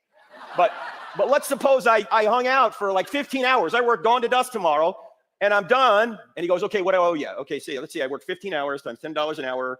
You owe me $150,000. He's going to say, $150,000? No, I owe you $150,000. And I go, oh, no, you don't understand. I have my own math. He's going to say, you're crazy. There's not my math or your math. There's not my truth or your truth. There's just math. Now, I know. Oh, well, someone should have told Newton that he's not allowed to add calculus. He's not allowed to make it up because that, you know, we didn't have it and he made it up.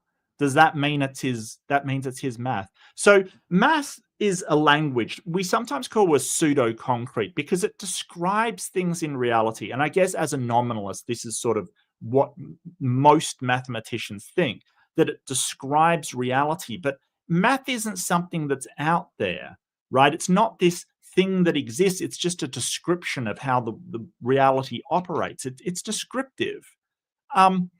We don't just like you know, have a math out there that we discover. We kind of invent math, right? We come up with these formulas and these things to try to accurately quantify the world around us. It's not like math is out there floating around. Now, it definitely does. It is definitely related to what is happening in reality because that's why it works. But, you know, it's kind of weird for Frank to say, hey, you can't just make up new math. We do all the time. And then use proofs based upon the axioms of mathematics to show that it works. So it's weird. It's very strange. Some of your parents are going, oh, you don't see the kind of math my kid brings home. That ain't my math. No, I'm not talking about. Actually, our numbers are actually the Muslims got them from the Indians. So it actually comes from India, our basic formula. But yeah, it was developed through Arabia, and they definitely added the zero to the thing because they didn't have zeros. About that, all right? Look, there's one answer to a math problem, not your answer or my answer. And there's one truth, not my truth or your truth. And if you want to say you have your own truth, you're actually uttering a self-defeating statement because you're claiming that is the truth. You with me? Now, sometimes it's said this way: it's true for you, but not for me. Well, Christianity may be true for you, but Buddhism's true for me. What do you say to that? This is also self-defeating. It's just a little bit more subtle. If somebody says it's true for you, but not for me, you need to ask, hey, is that true for everybody? Is true for you, but not for me, true for everybody? Because it's true for you, but not for me, it's true for everybody. Yeah, I don't know. I mean, I disagree with that statement. Although, really this kind of thing, atheism's true, but not for me. I understand, like, Frank's really working hard to take it so literally. Hey, I'm on the autism spectrum. I think he's taking it too literal. Like, isn't that weird? I'm autistic and I think he's being too literal with this. They're not talking literally. They're saying, hey, I have a belief that I follow and you have a belief that you follow. And they're probably saying it for you to stop preaching to them, Frank.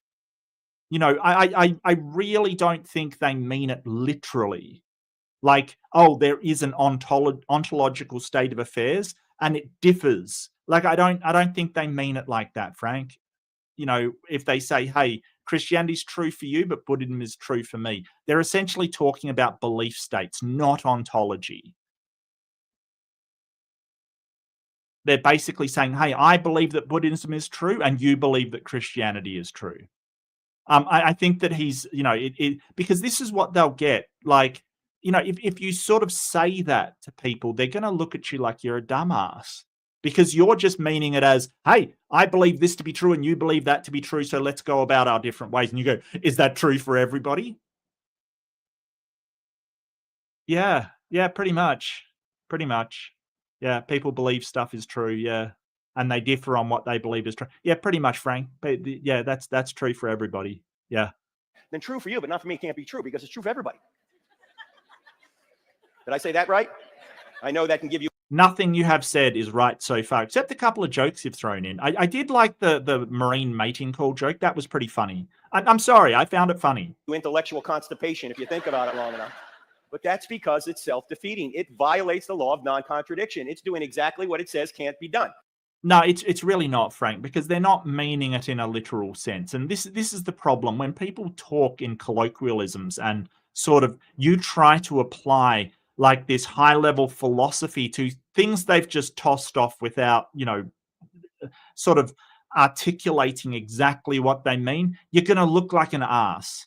You really are. So this is what I'm talking about. He's setting his congregation up to fail because they will throw out these things. And then if someone goes, oh, look, I just mean I believe in Buddha and you believe in Christianity.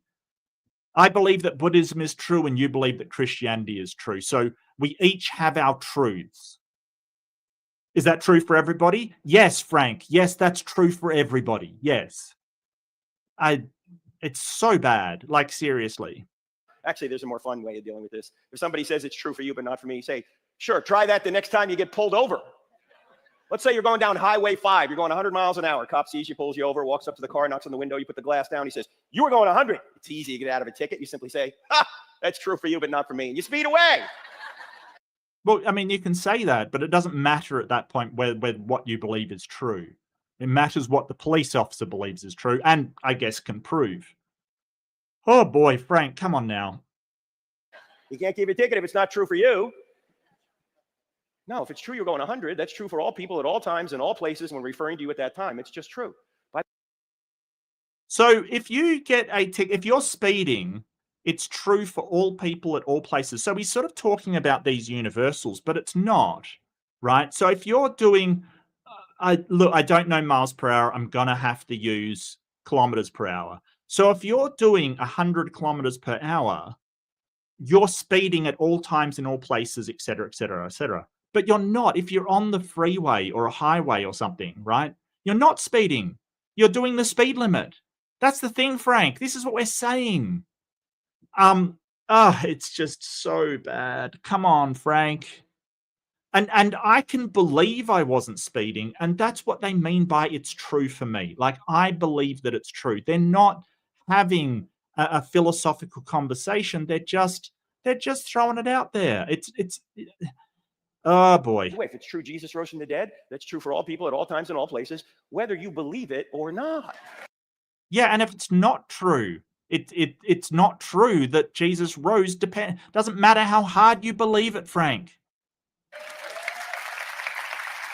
Now, ladies and gentlemen, if he didn't rise from the dead, that's true as well, even if you believe it. Yeah, I agree with that one. I noticed it didn't get the round of applause either. That is 100% true as well. Didn't get the round of applause. Why not? It's an accurate statement as well. I wonder why. Truth doesn't matter. It doesn't matter what you believe. Facts don't care about your feelings. Yeah, okay. So that, I mean, it's weird that he's quoting Ben Shapiro, like facts don't care about your feelings. It is true though that you know, when you're talking about truths, objective truths, it doesn't matter what your stance or what your belief on it is. It's epistemology versus ontology. Epistemology being what you believe and why you believe it, and ontology being the actuality of things. Right? So it's irrelevant. The ontology, what is actual, is irrelevant of what you believe. So we try to find good reasons for believing it. Ugh. I mean, do you have to believe in gravity to stay on the ground? Yeah, that's a good point, Shay. That's a good point, mate. That they do base a lot of their, but I had this experience where I felt, you know, the entire concept of the Holy Spirit is that it comes over you and seems to just be emotion. You know, like, so that's a really good point. The people who don't believe in gravity float away. Hey, look, there's another one. Can you demonstrate a God like you can demonstrate gravity? Oh, wait. Demonstrate a God like you can demonstrate gravity. Go for it, Frank. Hey, if you believe, you'll come back. No, that's not the way it works. There's not gravity true for you, but not for me. If it's true, it's true. It's true for everybody. Now, actually, this is probably a bigger one you hear in our culture. You ought not judge. Jesus said, don't judge. Why are you judging, you hypocrites? All right, first of all, let's leave Jesus aside for just a second. What's the problem logically with the claim? Somebody says you ought not judge. You're going to say, isn't that a judgment? Or you might want to say, if we're not to judge, then why are you judging me for judging? No, it's a moral stance.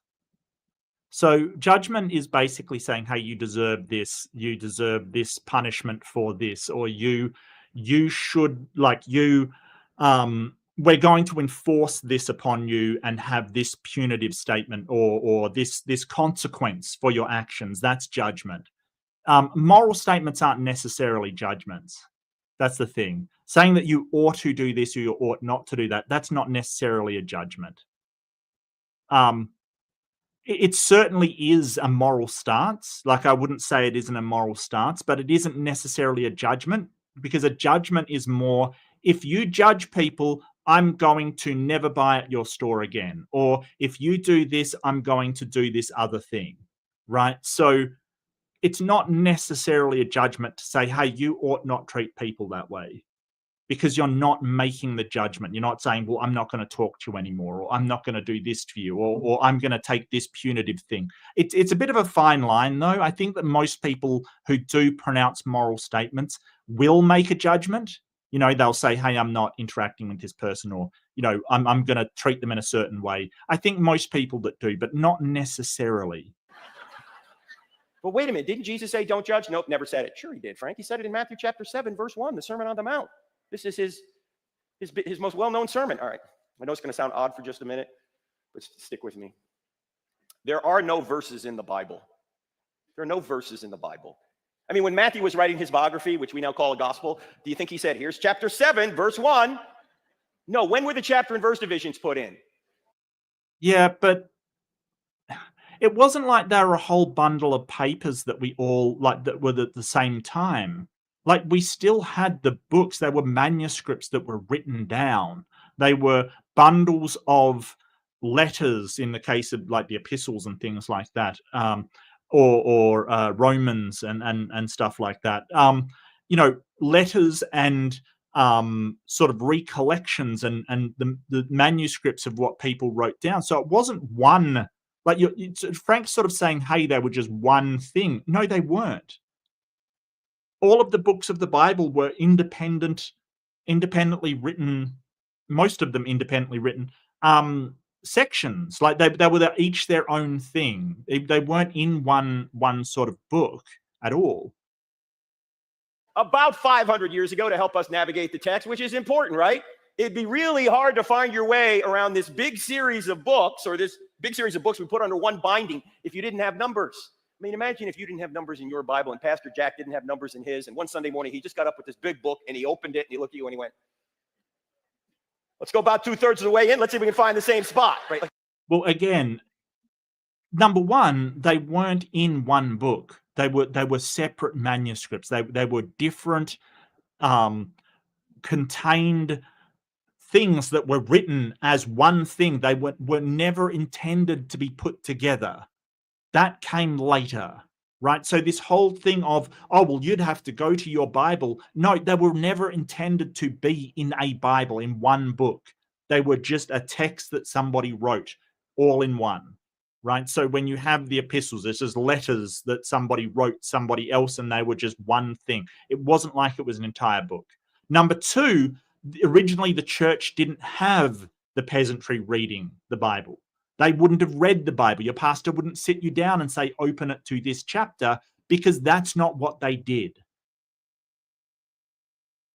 They said, hey, this is the sermon, and read it out what they wanted to read out. The church was the one that read the Bible, not everyday people. Number one, not everybody could read, especially in Latin. Number two, that was what the whole Martin Luther and the Protestant breakaway was all about. People wanted to read their own Bible. And the church was the arbiter of reading what was in the Bible. It wasn't for the ordinary people. It was for the priests. So no, Frank, no, just no. You couldn't do that, right? You need numbers to try and find your way around. The problem is we tend to think if it's got a number in front of it, we can take it out and make it say whatever we want. We can't. We need to read around the passage to see what's going on. Did Jesus just say, judge not, and he stopped right there? No, he said, judge not, lest you be judged. By the same standard you judge others, you be judged by that standard. So before you try and take the speck out of your brother's eye, you hypocrite. Notice that's a judgment. You hypocrite. Take the log out of your own eye first, then you'll be better able to help your brother. Then he goes on to talk about don't cast your pearls before swine, which requires another series of judgments. Is Jesus telling us not to judge here? No, he's telling us to take the speck out of our brother's eye. That involves making a judgment. He's simply saying, get that problem out of your life first so you can better help your brother. But how is this a lie that kids want to believe? I don't understand. I don't understand. Like, are they going to school and saying, hey, don't judge anybody? It's very, very strange. I'm not 100% sure that, I think that they're being taught how to make responsible choices, but I don't get where this is going. So this is not a command not to judge. It's actually a command on how to judge. Don't judge hypocritically. If you've got that problem, fix it, then go help your brother. It would be completely ridiculous to say don't make judgments. Number one, it's a judgment itself. Number two, you'd be dead already if you didn't make judgments. You made 100 judgments this morning just getting over here. And now you're going, this was a bad judgment. This guy's crazy. Where's Pastor Jack? Everybody. Yeah, I think that he's conflating again sort of with judgments and moral judgments. Like just judgments as in, oh, well, I'm going to go this route on when I'm driving to work or something. I'm going to take this route. You're making a judgment of where to go. It's a bit different than moral judgments where you're saying, hey, because in the context that he's talking about, people were going to stone a prostitute to death. Now, I don't think anybody was being a hypocrite unless, in fact, they were prostitutes or something. Like, I don't think what he's... I think that the passage sort of says, don't judge lest ye be judged yourself, is sort of the idea that, hey, everybody does stuff that's wrong. So don't judge. because you've done wrong as well. I'm not 100% sure he's onto the right thing. Maybe. I mean, very strange though. He's sort of saying, hey, judge, if you're not doing the same thing, then judge away. But it's very strange because, you know, he's sort of saying, fix your own problem first, then help your brother. I don't... Maybe it's not a problem and you're just being a judgmental prick. That could be possible as well. How do you deal with that one, Frank? Atheists make judgments. They judge there's no God. They judge Jesus didn't rise from the dead. They judge the Bible's not telling you the truth. They judge there's no objective meaning or purpose to life. When you die, you're just going to become worm food. It's over. Your life's meaningless. It's hopeless. Have a nice day. These are all judgments. The question isn't whether or not you can make judgments. The question is, are your judgments true? Are your judgments true? I mean, I don't know. He's conflating so many things. So are we talking moral judgments? Because I don't think they're true or false. I think that moral judgments are just aligned with some sort of moral framework that is trying to achieve something or have some sort of outcome. I don't think there's, you know, there's sort of the judgments that he's talking about, like being true or false morally. I think that what he's talking about now is evaluations of actuality, of actual reality. You know, does the judgment that going to work through this route is going to be shorter, is that true? And I get what he's saying with that, but he's all over the place in how he's using this word judge. Now, we have to make judgments, but we have to make judgments without being judgmental. And quite often Christians are accused of being judgmental. In fact, what is the biggest objection you get if you're a Christian? What do people say about Christians in general? You're a hypocrite. Now, when somebody calls you a hypocrite, you know what I think you ought to say? At least two things. Number one, you're right. So? What follows from that? I don't live up to my standards. Do you live up to yours? You realize that nobody lives up to their standards. Right. But the problem here, the major problem with Christianity here, and this is a big one, it's basically that, no, I don't live up to my standards, but I do try kind of thing. The problem is that Christians have an escape mechanism for this. They can basically go, well, I didn't live up to my expectations. I can just pray for forgiveness and then I can, you know, go on like normal. Well, the problem there is that you've always got this thing that you don't have to live up to expectations. You don't have to even try. You can just get forgiveness anytime you want. And that shouldn't ought to be how somebody lives, saying, well, I don't live up to my expectations, but it's okay. Jesus forgives me. We see this all the time. And that's what annoys people. It's not that you're not living up to your own expectations. The problem is that Christians don't try and then basically say, well, Jesus forgives me anyway. That's the problem. Standards. Nobody is completely consistent all the time. We're all fallen. The second thing you can say, do you realize you've just given evidence for God? Why? How is that evidence for God? Why is hypocrisy wrong if there is no God? Well, hypocrisy is wrong when there is no God because you are doing something. It's sort of reciprocity, which sort of says, hey, we should have equal things, equal judgments, equal treatment of one another. And so if there's no God, it still goes against the basic human reciprocity. You see this even in animals. If they get treated differently, they get upset. So yeah, there's without God, it just means that we're being treated unevenly, and that instinctively humans don't like. So what?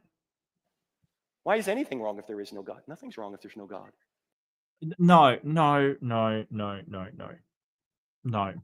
So if he's talking morality here, nothing's wrong. Well, yeah, there are things wrong. Generally, morality is the code of conduct agreed by all reasonable people. So essentially, societally, there can be things wrong. With my moral framework, there can be things wrong. Other people may disagree and say, hey, that's not wrong. I don't care. Okay. But if it's causing harm, society may react in a very negative way to it. Or they might make somebody president if they're behaving badly. I don't know these days, but you know, that's the whole point.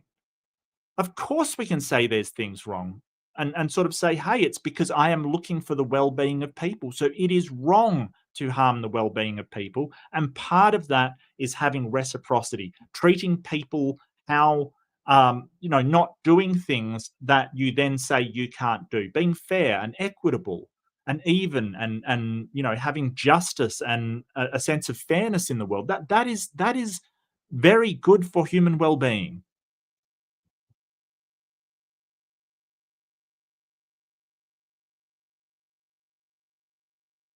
Oh dear. Greg.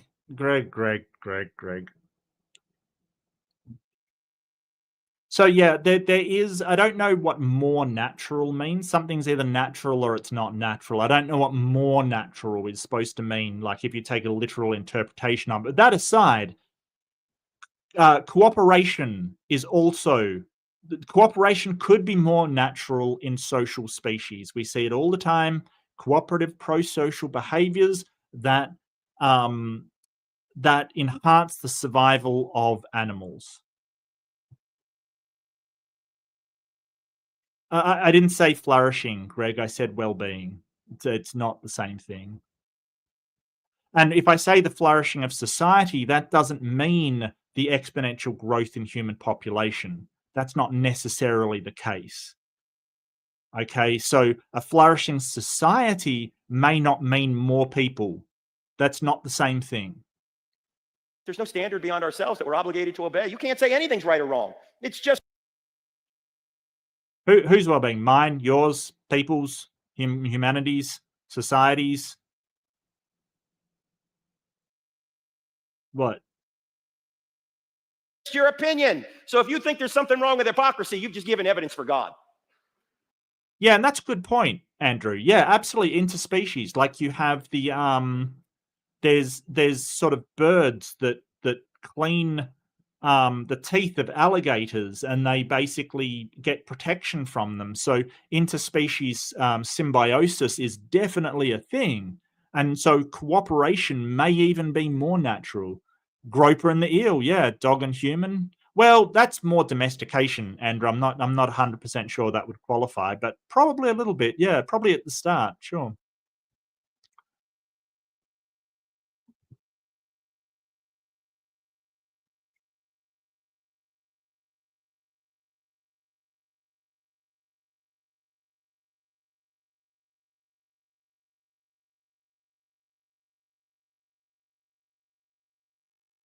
There will never become a point where doing what is in everyone's best interest will no longer be in everyone's best interest. Okay, well, I think he was talking about slavery, to be honest with you, but I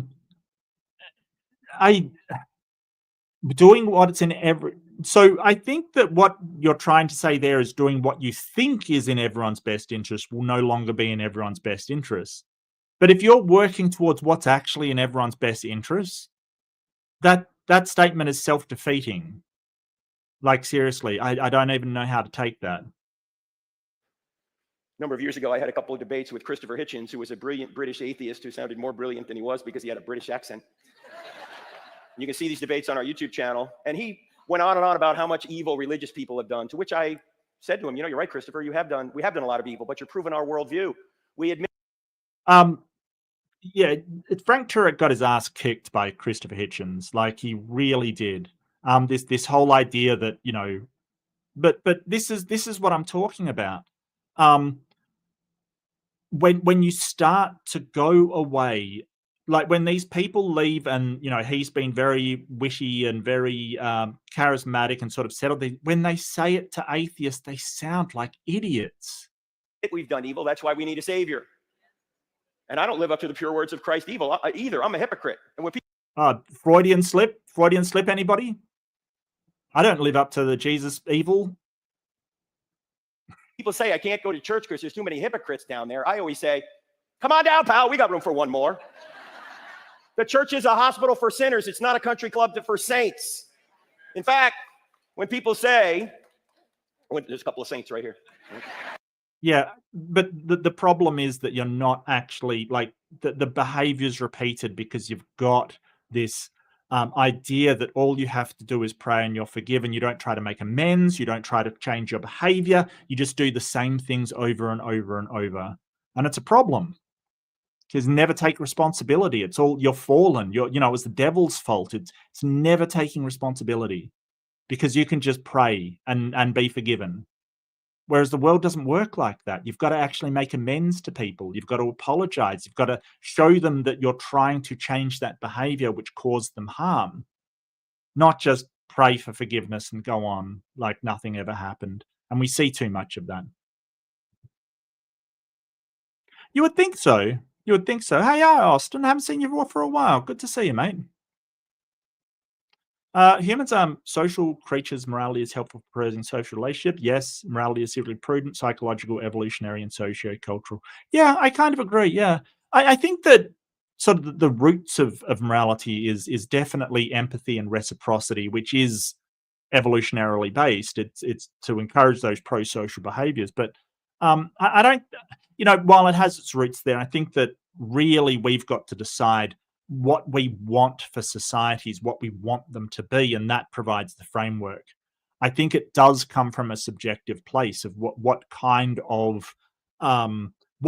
society do you want to live in. I think that's where it really comes. So you might say, hey, that's just your feelings, and it's like, well, it may be, yeah. It might be a case of, well, I don't want to live in a crappy world. That's not some place that I want to live, or I don't want my community to have thought crime or judge me for working on a Saturday, for instance. I don't want to do that. Evolutionarily based. Yeah, okay. Fair. That's a fair call, my friend. Fair call.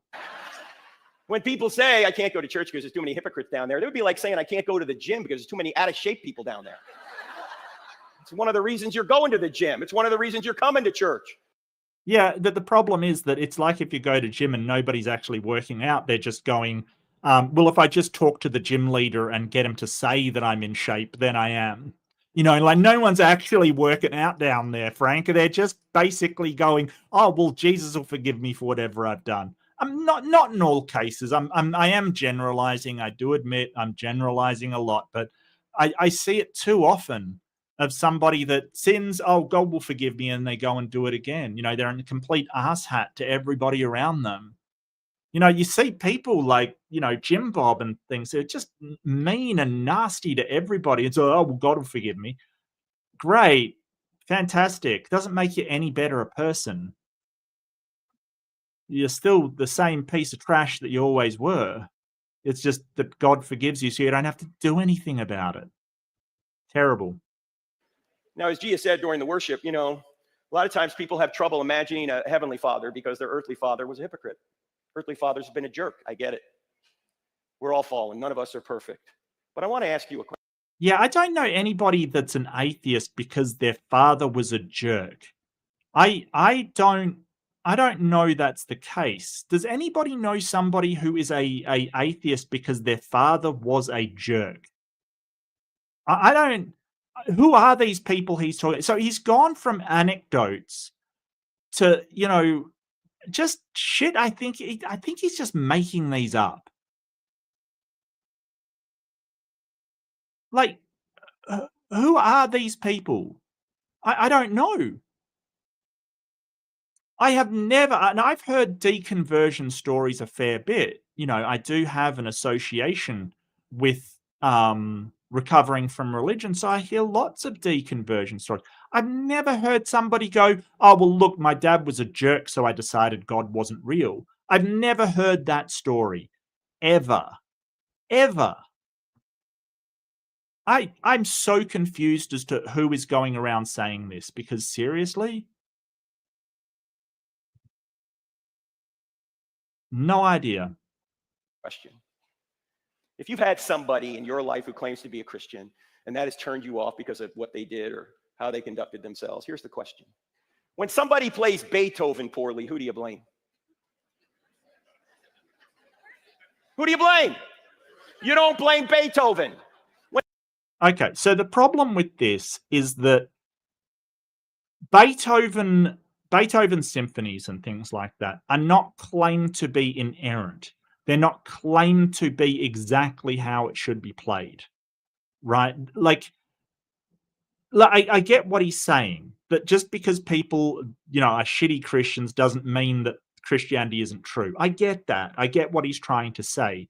But there's really bad stuff in the book that you're saying is an accurate representation of his work.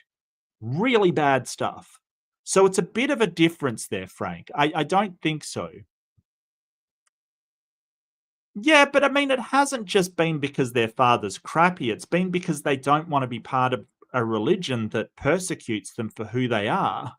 I think that's a bit different, Austin.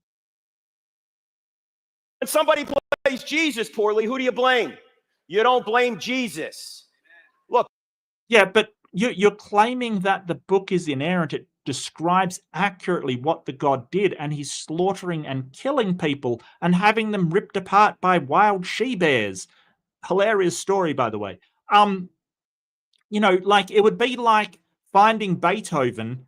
His symphonies are really crappy, and then going, well, you shouldn't blame him. It's the person playing it. They can't possibly play it well if the source material is crap. They can't. I have not, GeoSam. I have not put myself through that torture. He does spruik his book a fair bit. Just because I'm not true and beautiful doesn't mean Jesus isn't true and beautiful. Just because your dad wasn't true and beautiful doesn't mean Jesus isn't true and beautiful. Newsflash, Christianity is not Christians. Christianity is Jesus. Keep your eyes on Jesus.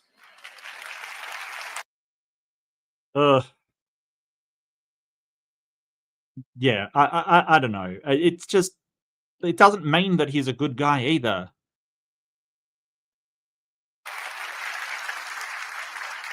Especially this Father's Day. Let's sum up this section this way. Can everybody see that this statement right here shoots itself? Everybody see that? All right. Of course, there's truth out there, ladies and gentlemen. By the way, it makes no sense to send your kid to a college where some... Yeah, it's weird that he's saying there's truth out there, like it's something concrete, like it's a something down the store you can pick up. There's truth out there. Yeah, no, I know we say that, but truth is just a comparator with something. Like it's just a sort of it's just a state. It's a state of being. It is just when a proposition matches something else. Like that's all. It's not this thing. It's weird. This is weird. Postmodern relativistic professor is going to teach him or her the truth that there is no truth. Why would you ever do that? Don't send. I don't think they do. College. Send them to a good college, or don't send them to college at all. Yeah, let's not start saying don't send them to college. Look, I know anybody that does that. It really sounds like Frank can't understand the idea that truth is not a some sort of platonic object, that is simply a state of being of a proposition accurately matching something else. I don't think he understands that. It's very wild. It's these universals that Christians think are somewhere out in the world.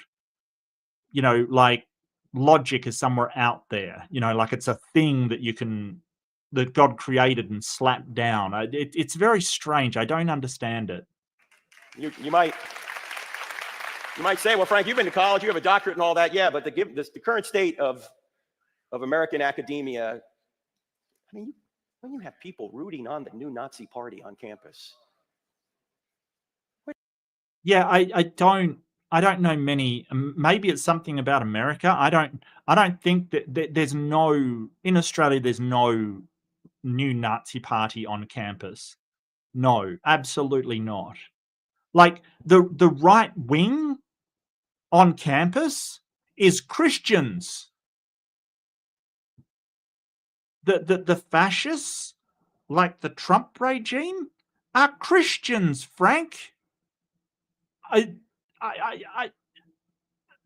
don't know. Is this a thing that happens?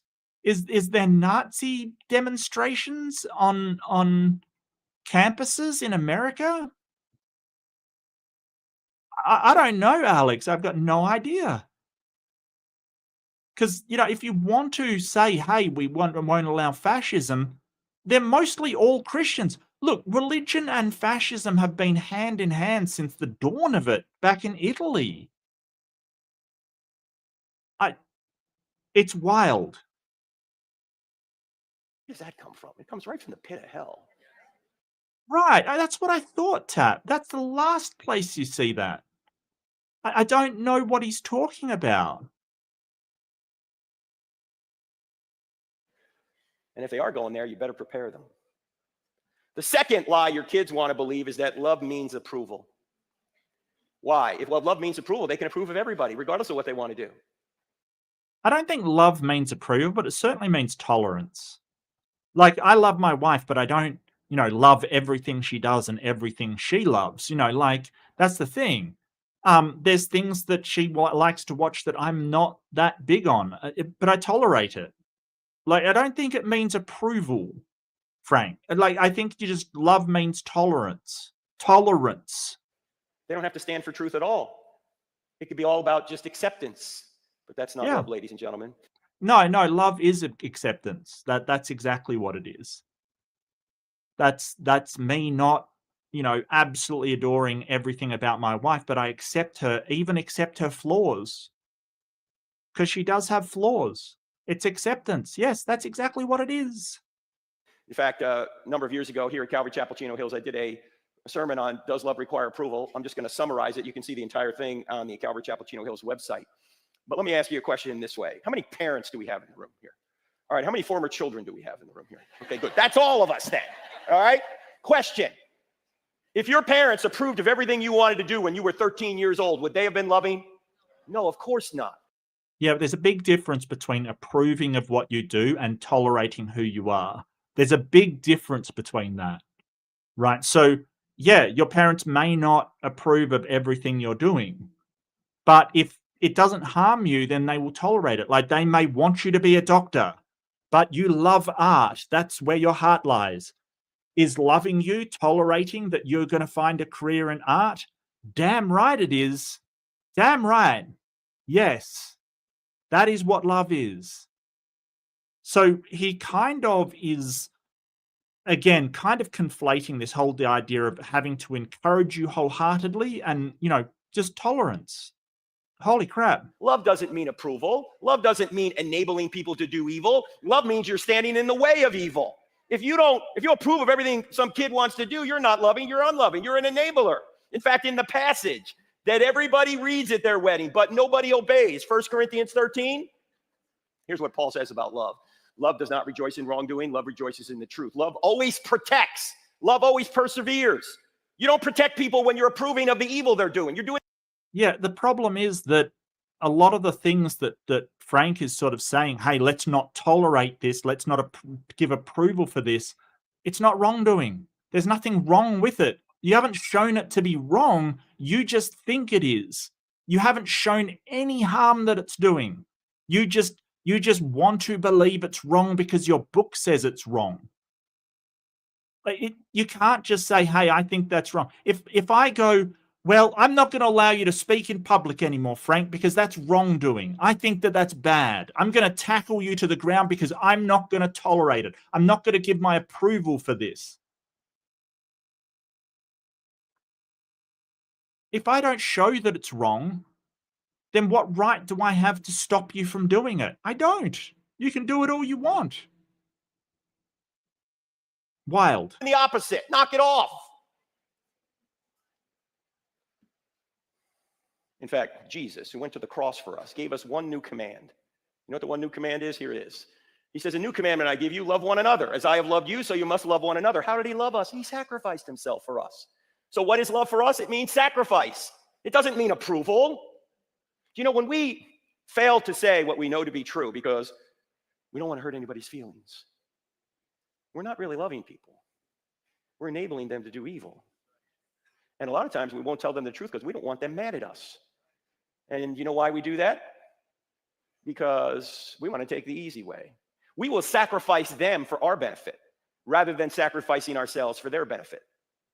That's what love is, to sacrifice yourself for the benefit of others.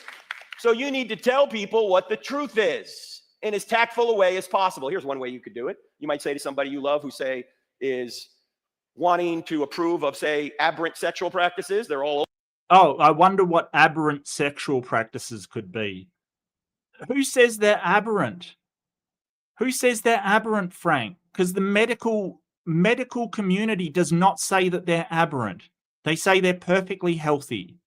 Like, this is the thing. Frank, who made you the arbiter of what's right and wrong? Oh, your God? Can I talk to them, please? I'd like to speak to the manager. No, it's just you seem to have this direct book that says exactly what you seem to agree with. Oh, convenient for you. Who are you to say that that's wrong? Who the fuck do you think you are? Over. Now, you might say to them, hey, if I was about to go down a road, you knew that would hurt me and hurt... Okay, coffee. There's no such thing as naturalism of the gaps. It doesn't fucking exist, all right? It just doesn't. Because if you say, oh, well, we don't know how this happened, and you go, it's naturalism, you're not giving an explanation. You're not saying, hey, this universe was formed by naturalism. That's stupid.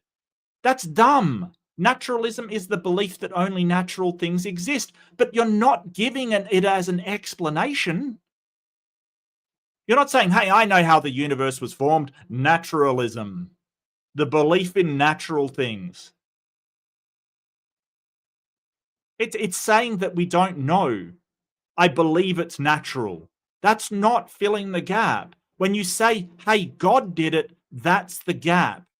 That's filling the gap and saying, hey, I know the explanation. God did it. When you say, hey, it was probably natural causes, you're not giving an explanation. You're just saying, hey, I believe it's natural.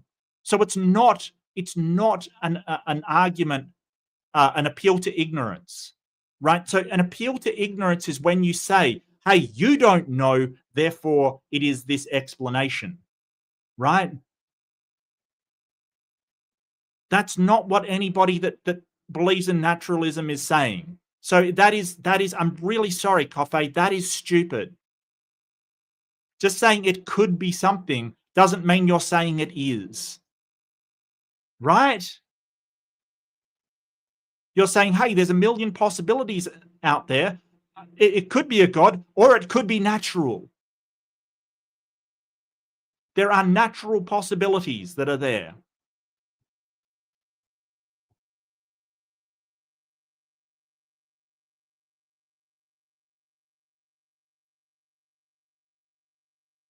Look, appeals to ignorance. If I said, hey, it's you don't know how your God did it. If just say, have you had no idea how it happened? And I say, hey, it was a natural process, and that natural process is the explanation. I know how it was done. So you should think it's something natural because I'm explaining it and you're not.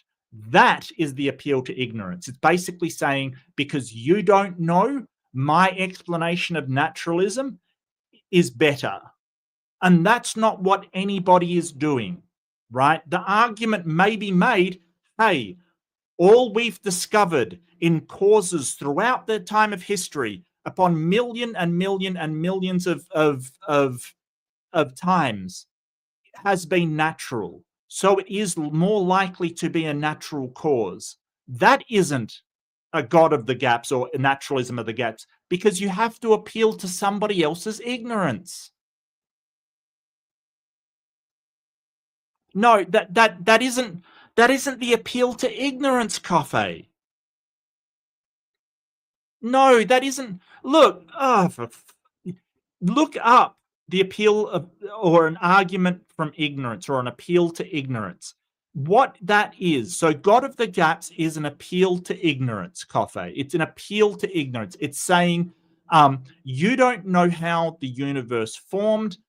I know it to be God. Therefore, my explanation is the one that is correct. It is appealing to the other person's ignorance of it, right? It has to be in order to be an appeal for ignorance. So saying, hey, there's a Bible that says it, right? There's a Bible that says the universe was created by a God, therefore it's God. that isn't a God of the gaps. It isn't an appeal to ignorance. It's basically saying, hey, I've got some evidence. So, like, you just do not understand the fallacy, because your sort of your reductio ad absurdum that you're trying to do here, it doesn't work because it doesn't sit in the same fallacy.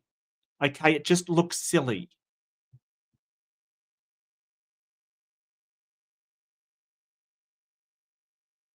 Like, in order to do that same fallacy, we would have to say, you don't know what did this, therefore my explanation of something definitely natural is the better explanation. And it has to be hinged upon you not knowing how it occurred, right? Like, so just say there's some quantum problem that we can't solve, and you say, well, I don't know how to solve that problem. And somebody else goes, oh, well, because you don't know, then it has to be natural. That would be naturalism of the gaps. But no one's saying that, right? No one's saying that.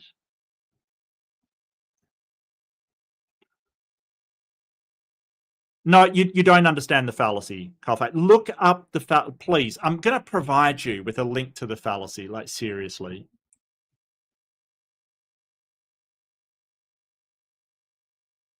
Like, seriously, you've got to understand these fallacies before you start using them, because seriously. Let's go to Stanford, maybe. Stanford's a good source.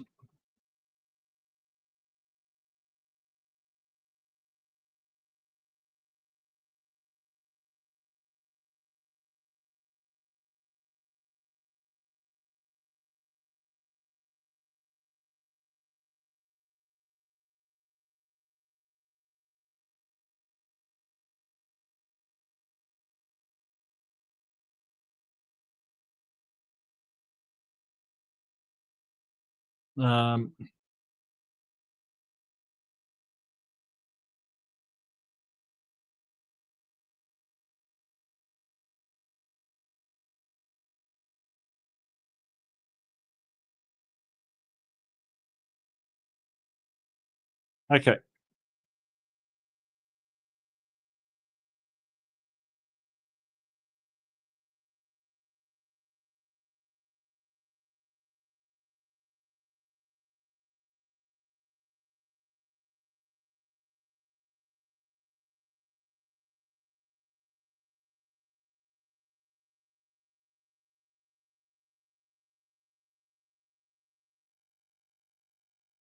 Yeah, so I'll just read it out from Stanford. Okay. Ad in ignorantium translates as appeal to ignorance. Locke's characteristic of this kind of argument is that it demands the adversary to admit what they allege as proof or to assign a better. The ignorance in question is comparative. It is not the opponent has no evidence, is that she or he has better evidence. However, the inability of an opponent to produce a better argument is not sufficient reason to think that the proponent's argument must be accepted. Modern versions of this kind of argument take it as a fallacy to infer a proposition is true because there is no evidence against it. Bang, right? It's saying, hey, you can't produce evidence against it, therefore mine is justified, right? No, you have to justify your own explanation. That's basically it.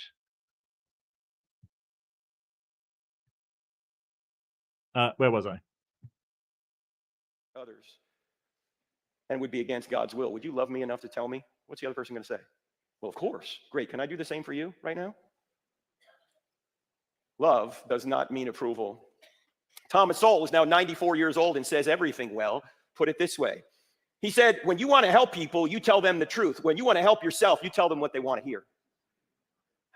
Kind of ironic, because he's sort of telling the people in the audience kind of what they want to hear. You know, it's kind of ironic. How often do we tell people what they want to hear? Oh, we don't want to risk the relationship. Well, what kind of all right, well, Coffee, point me out in some kind of journal of philosophy where this is a thing. Okay, point me in a journal of philosophy where this is a thing, because it is something that creationists and theists seem to have just made up and then stated as some sort of fallacy when it's not. It's just not. Relationship do you have anyway if you can't tell them the truth? What are you risking? And by the way, Jesus wasn't always nice. Jesus told people the truth. In fact, if you think Jesus was a nice guy who's never said a bad word about anyone, you have not read John chapter 2, John chapter 8, or Matthew chapter 23. What happens in John chapter 2? Jesus makes a whip and he goes and he jacks people up in the temple. Oh, sweet and gentle Jesus did this. Yes. And then Jesus in Mark chapter 8. I'm sorry. Yeah, that's not a good thing. Like that's, you know, I don't know why. Like, you're basically saying Jesus assaulted people. Okay. So your perfect Messiah whipped people.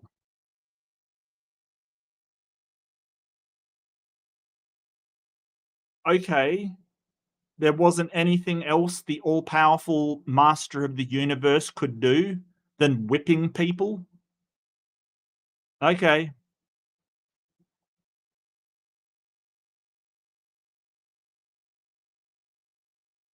Yes, that's correct. So because naturalism, sort of natural things occur, and that's the argument that's used. Every single answer we have found for every single answer that we could not explain, everything that we've come up with is always naturalistic. And that's the argument that's used.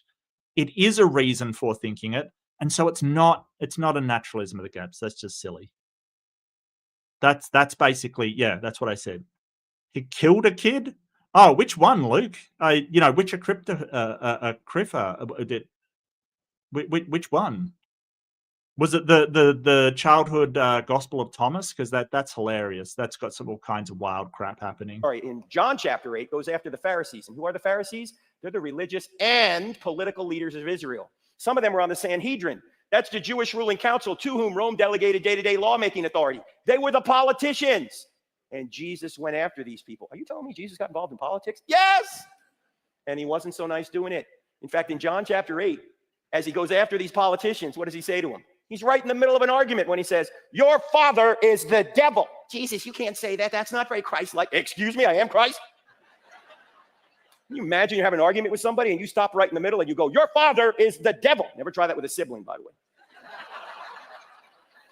And then in Matthew 23, Jesus really goes after these politicians. Whoa, you scribes and Pharisees, you hypocrites. You strain out a gnat and swallow a camel.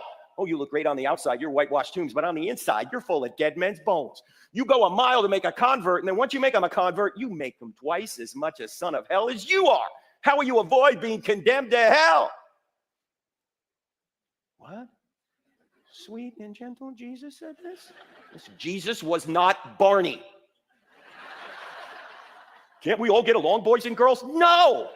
I came to bring a sword. It's going to divide mother and daughter, father and son. How often do you hear those passages talked about? But most of you in this room know those passages are true. Why? Because you're divided in your own family over Jesus. Guess what? You ought to be.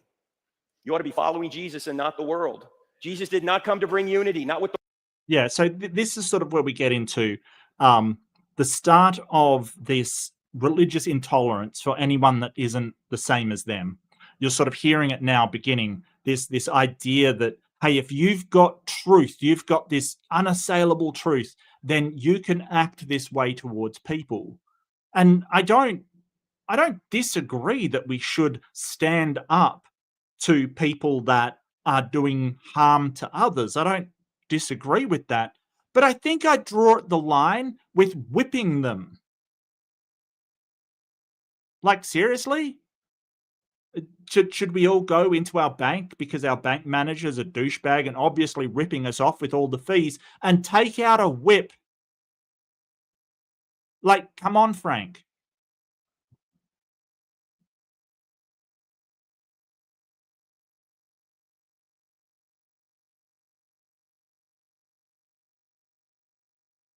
And that's the point. I think that you should be able to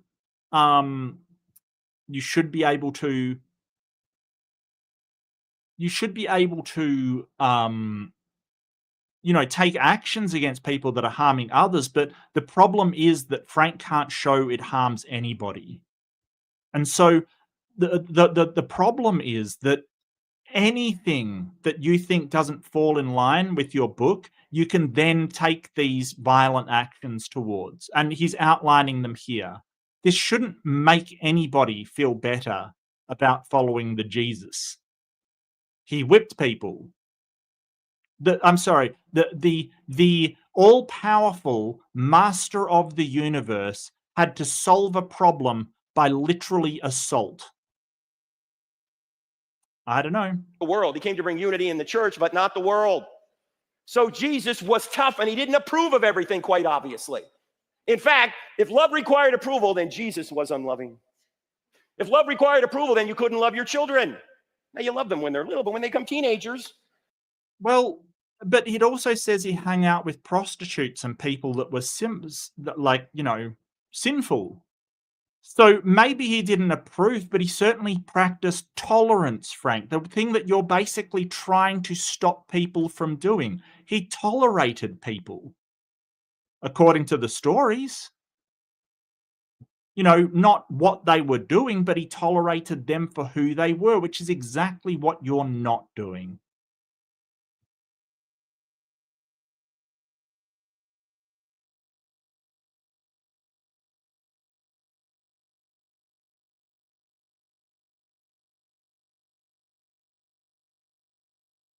Yeah, I've got it. I'll read it.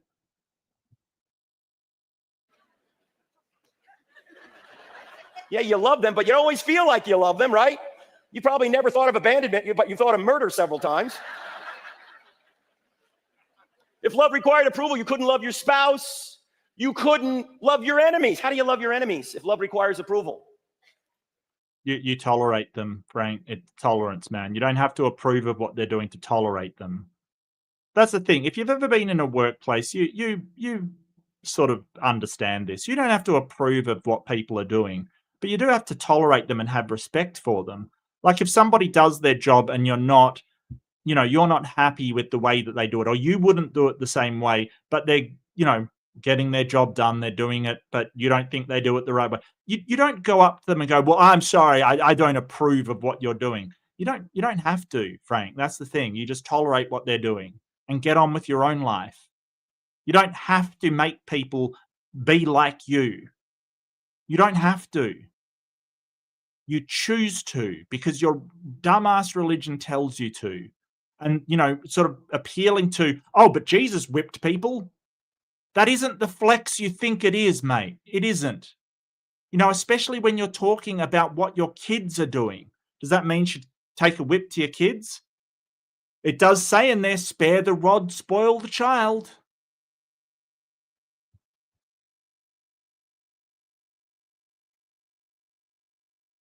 I can't remember which verse. Was that Old Testament or New? It was in Proverbs.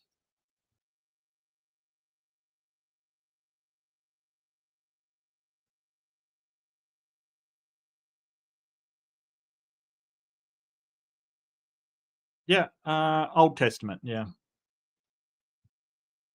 Old Testament. Yeah, you're right, Austin. Yeah, so, what it's this horrific things that they sort of, do. And don't forget the rod was also used on slaves as well.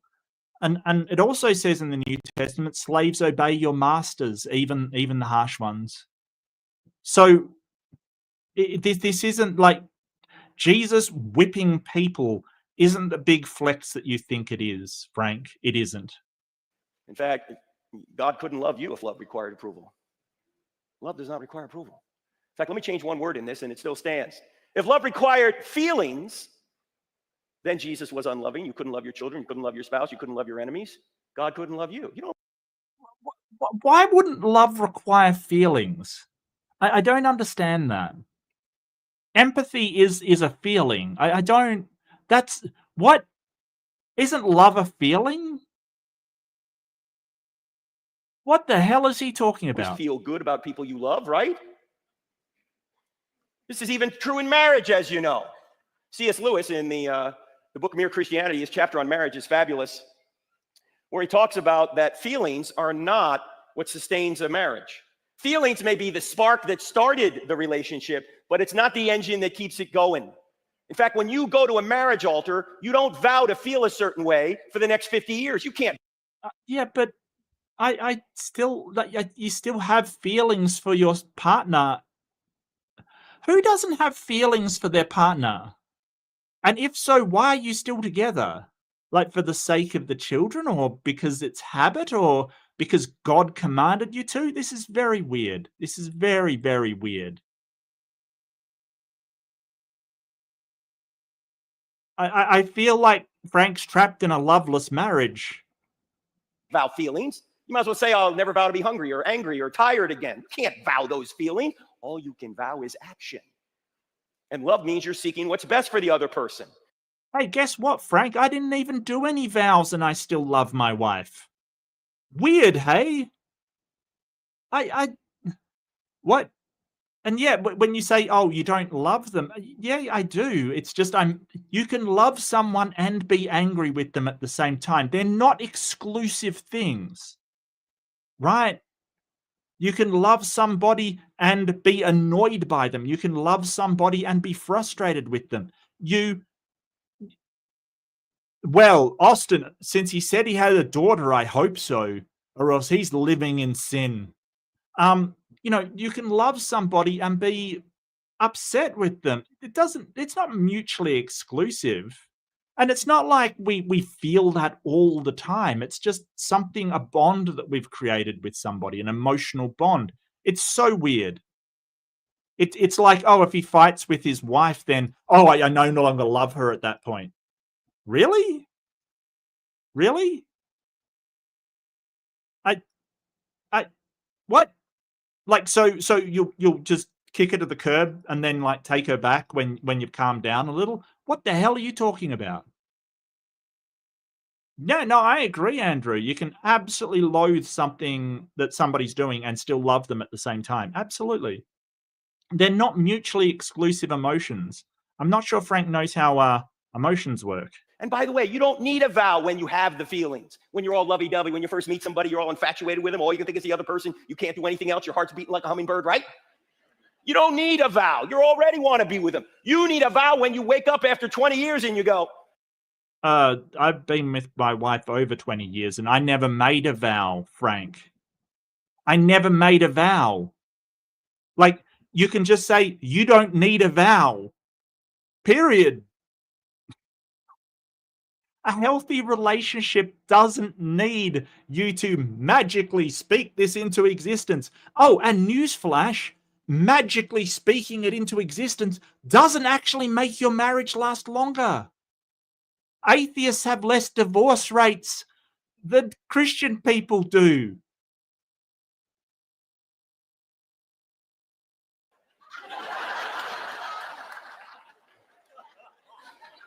you again. I think Frank needs marriage counseling, like really. He seems like he's like out of love with his wife. Is he actually in a loveless marriage? Why did it have to be you again? Look, you put two broken people in one relationship, there's going to be trouble. This is why Rodney Dangerfield famously said, my wife and I were happy for 20 years. And then we met. Yeah, but he's a comedian. Wow. Love is not a feeling. It's a decision. Love is not a feeling, it's a decision.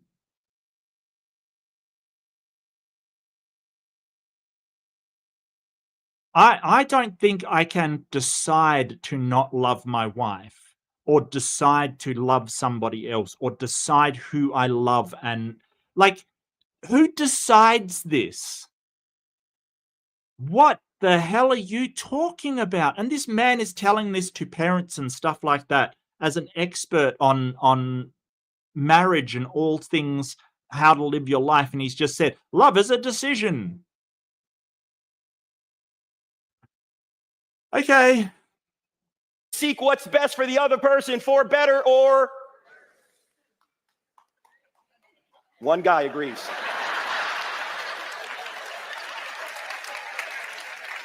Everybody else wants out as soon as it gets tough. The third lie your kids want to believe is that the Bible is a fairy tale. Why? Because if the Bible's a fairy tale, then again, they're the moral arbiter of their lives. They don't. Yeah, no, that's not why we think it's a fairy tale, Frank. That isn't why we think it's a fairy tale. It's the lack of evidence supporting it, the unreliability of the text, the contradictions in the text, the mythological elements in the text. There's all kinds of reasons why we think it is. It's not because we want to be the moral arbiter of ourselves or whatever the hell he's saying. That isn't why.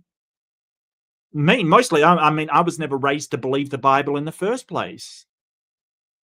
I was never brought up in it. So why would I think that it's true?